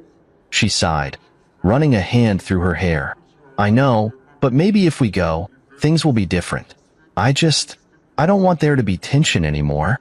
Her words hit me in a way I didn't expect. I realized that Rachel wasn't just trying to appease Lisa. She was trying to protect our relationship from the strain Lisa was putting on it. And while part of me wanted to refuse, to avoid another evening of humiliation, I knew that staying home wasn't the answer. If we were going to move past this, we had to face it together. "All right," I said finally. "We'll go. But if Lisa pulls anything, I'm not going to sit there and take it." "Agreed?" Rachel nodded quickly, relief flooding her face. "Agreed. And thank you, David. I really appreciate it." When Saturday night rolled around, I dressed the part. A tailored suit, polished shoes, the works. If Lisa wanted to judge me, I'd give her nothing to work with. Rachel looked stunning in a deep red dress, and as we walked into the restaurant together, I felt a renewed sense of determination. This was my turning point. I wasn't just there to observe anymore. I was there to make it clear that I wouldn't be pushed around. The restaurant was elegant, all soft lighting and marble accents. Lisa and the group were already seated when we arrived, their laughter filling the space. As soon as Lisa saw us, She waved us over with that same too bright smile that always set my teeth on edge. "David, Rachel, so glad you could join us," she said, standing to give Rachel a quick hug. She turned to me with a smirk. "And David, I see you've dressed for the occasion. Very sharp." "Thanks, Lisa," I said evenly. Figured I'd rise to the level of the company I'm keeping. Her smirk faltered for just a second before she recovered. "Well, you've certainly made an effort." We took our seats, and the evening began. At first, things were surprisingly civil. Lisa kept the conversation light, steering clear of her usual digs. I wondered if Rachel had actually gotten through to her, or if she was just waiting for the right moment to strike. It didn't take long to find out. Midway through the second course, Lisa leaned back in her chair, swirling her wine glass as she spoke. "You know, Rachel," she began, her tone casual but pointed, "it's so wonderful that you and David can come to these events. It must be nice for him to experience something a bit upscale." There it was, the first jab of the night, wrapped in a thin layer of civility. I glanced at Rachel, whose cheeks had turned pink, but before she could respond, I decided to take control. "It is nice," I said, keeping my tone light. "But then again, upscale is all about perspective, isn't it? For some people, it's about the food and the atmosphere. For others, it's about how they treat the people around them." The table went quiet for a moment, and Lisa's smile froze in place. "Well," she said after a beat, "I suppose we all have our own definitions." We moved on, but the tension lingered. Lisa's jabs became subtler as the night went on, but each time, I countered them with calm, measured responses. I wasn't rude or confrontational, just firm enough to make it clear that I wasn't the easy target she thought I was. By the time dessert arrived, the balance of power at the table had shifted. Lisa was still trying to maintain her usual dominance, but it wasn't working. The others were less engaged with her and more interested in the conversation Rachel and I were having. For the first time, I felt like we weren't just enduring the evening, we were reclaiming it. As we left the restaurant that night, Rachel squeezed my hand. "You were amazing," she said quietly. "I don't know how you stayed so calm." I shrugged, a small smile playing on my lips. "Because it's not about fighting, Rachel. It's about showing people like Lisa that they don't have as much power as they think they do." Rachel nodded, her expression thoughtful. "You're right, and I think she knows it now." I didn't respond, but I couldn't help feeling a sense of satisfaction. Lisa might not have admitted defeat, but I could tell she felt it. This was the turning point I'd been waiting for, and I wasn't about to let her regain the upper hand. Not now, not ever. The next time Lisa came into my life, she upped the stakes. This wasn't just another dinner or casual gathering. No, this time, she went for the grand gesture, one she thought would solidify her control over Rachel and humiliate me in the process. What she didn't realize was that I'd been waiting for this moment. It all started when Rachel told me Lisa was hosting a special dinner at L'Olivo, one of the most exclusive Italian restaurants in the city. The way Rachel described it, you'd think it was a royal gala. Lisa had apparently gone all out, arranging a private dining room and inviting a hand-picked group of her closest friends. I wasn't surprised when Rachel hesitated to bring it up. "She wants us to come," Rachel said one evening, her voice careful. "Well, she specifically said she wants you to come." I set down my coffee and looked at her, waiting for more. "She said it's her way of making peace," Rachel continued, avoiding my gaze.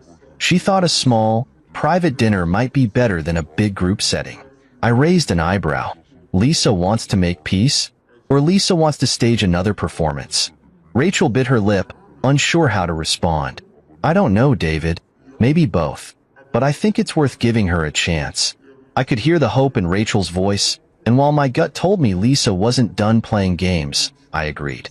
Not because I believed Lisa had suddenly turned over a new leaf, but because I knew it was time to put an end to this once and for all. The night of the dinner, Rachel and I arrived at L'Olivo dressed for the occasion. She wore a sleek navy dress that brought out her eyes, and I had on my best suit, ready for whatever Lisa had planned. The restaurant was as upscale as they came, all marble floors and crystal chandeliers, the kind of place where you didn't see prices on the menu. We walked into the private dining room, and immediately, I knew something was off. Lisa and her friends were already seated at a large table, laughing and chatting like it was their personal playground.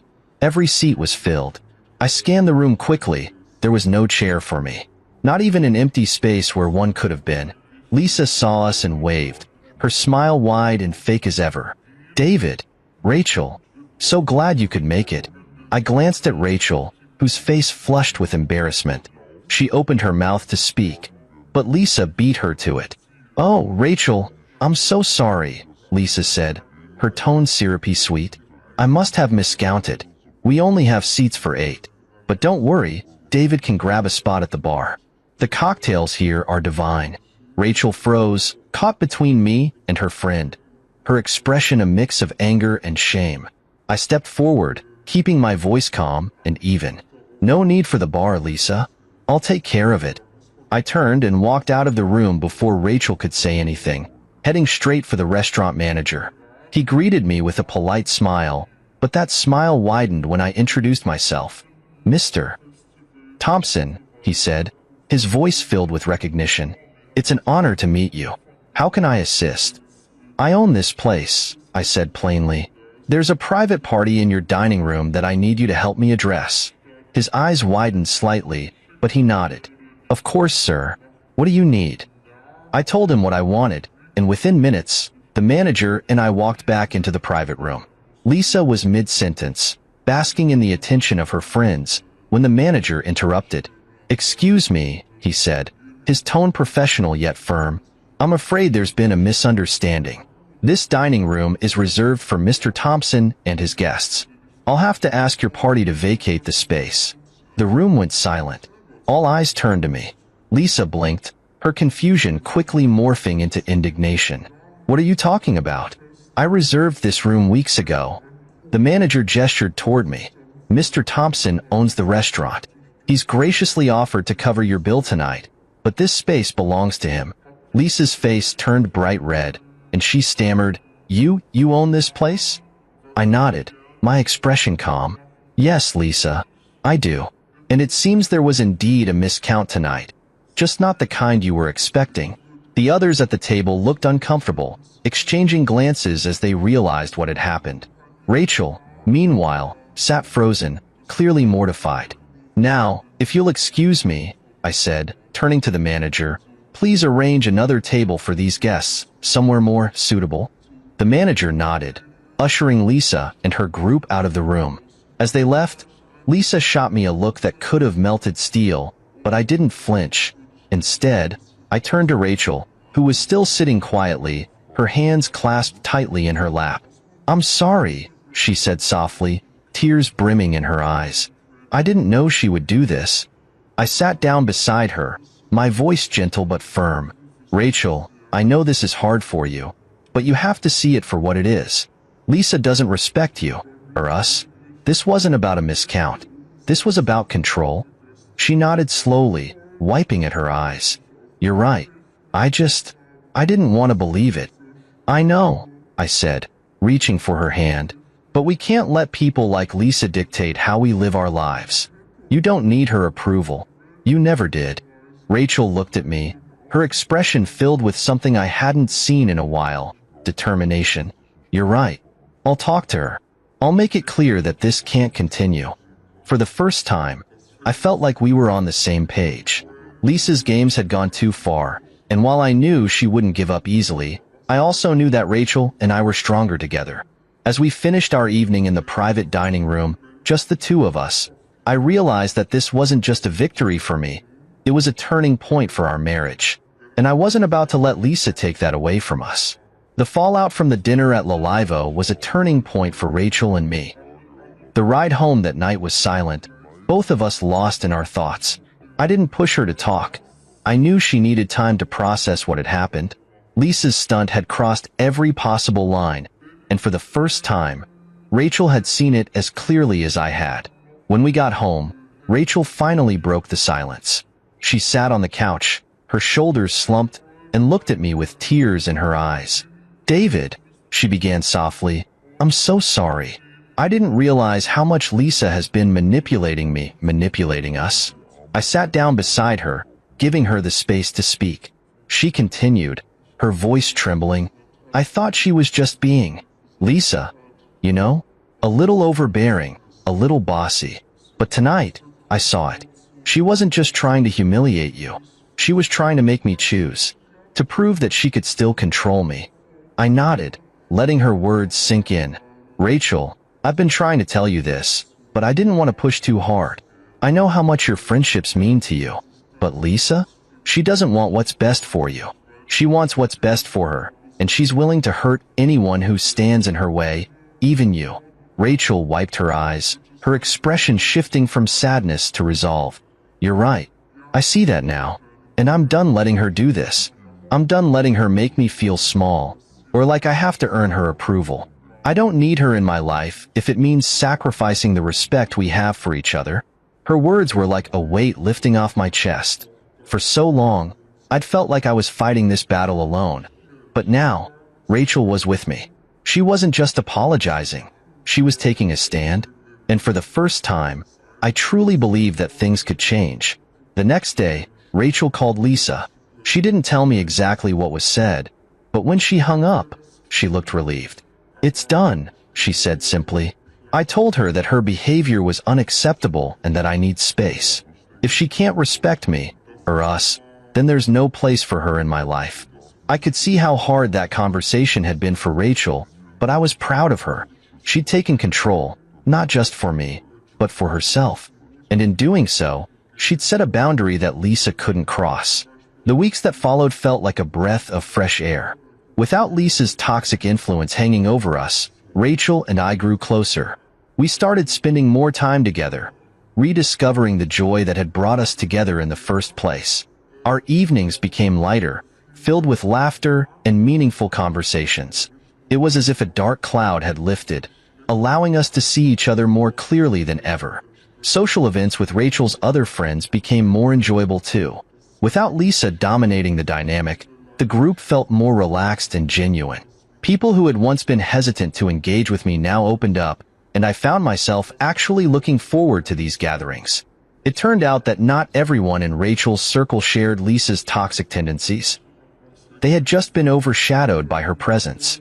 One night, as we were getting ready for a party, Rachel turned to me with a thoughtful expression. You know, she said, adjusting her earrings, I've been thinking about Lisa a lot lately. Not in a bad way, just reflecting. I raised an eyebrow. Reflecting? She nodded. I used to think she was this larger-than-life figure, someone I needed to impress to feel like I belonged. But now I see that she's just flawed, insecure, maybe. She uses control and manipulation to mask her own fears. And while I don't excuse what she's done, I can't bring myself to hate her.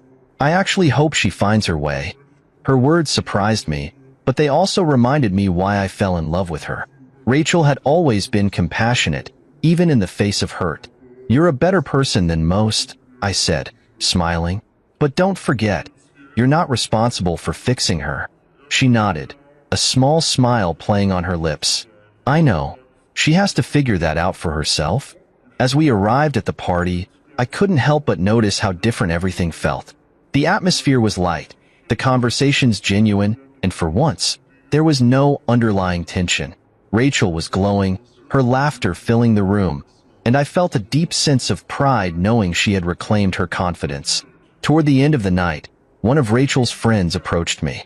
You know, she said, it's been really nice having you around lately. Without certain distractions, it's easier to see how great you and Rachel are together. I smiled, grateful for her words. Thanks. I think we're in a good place now.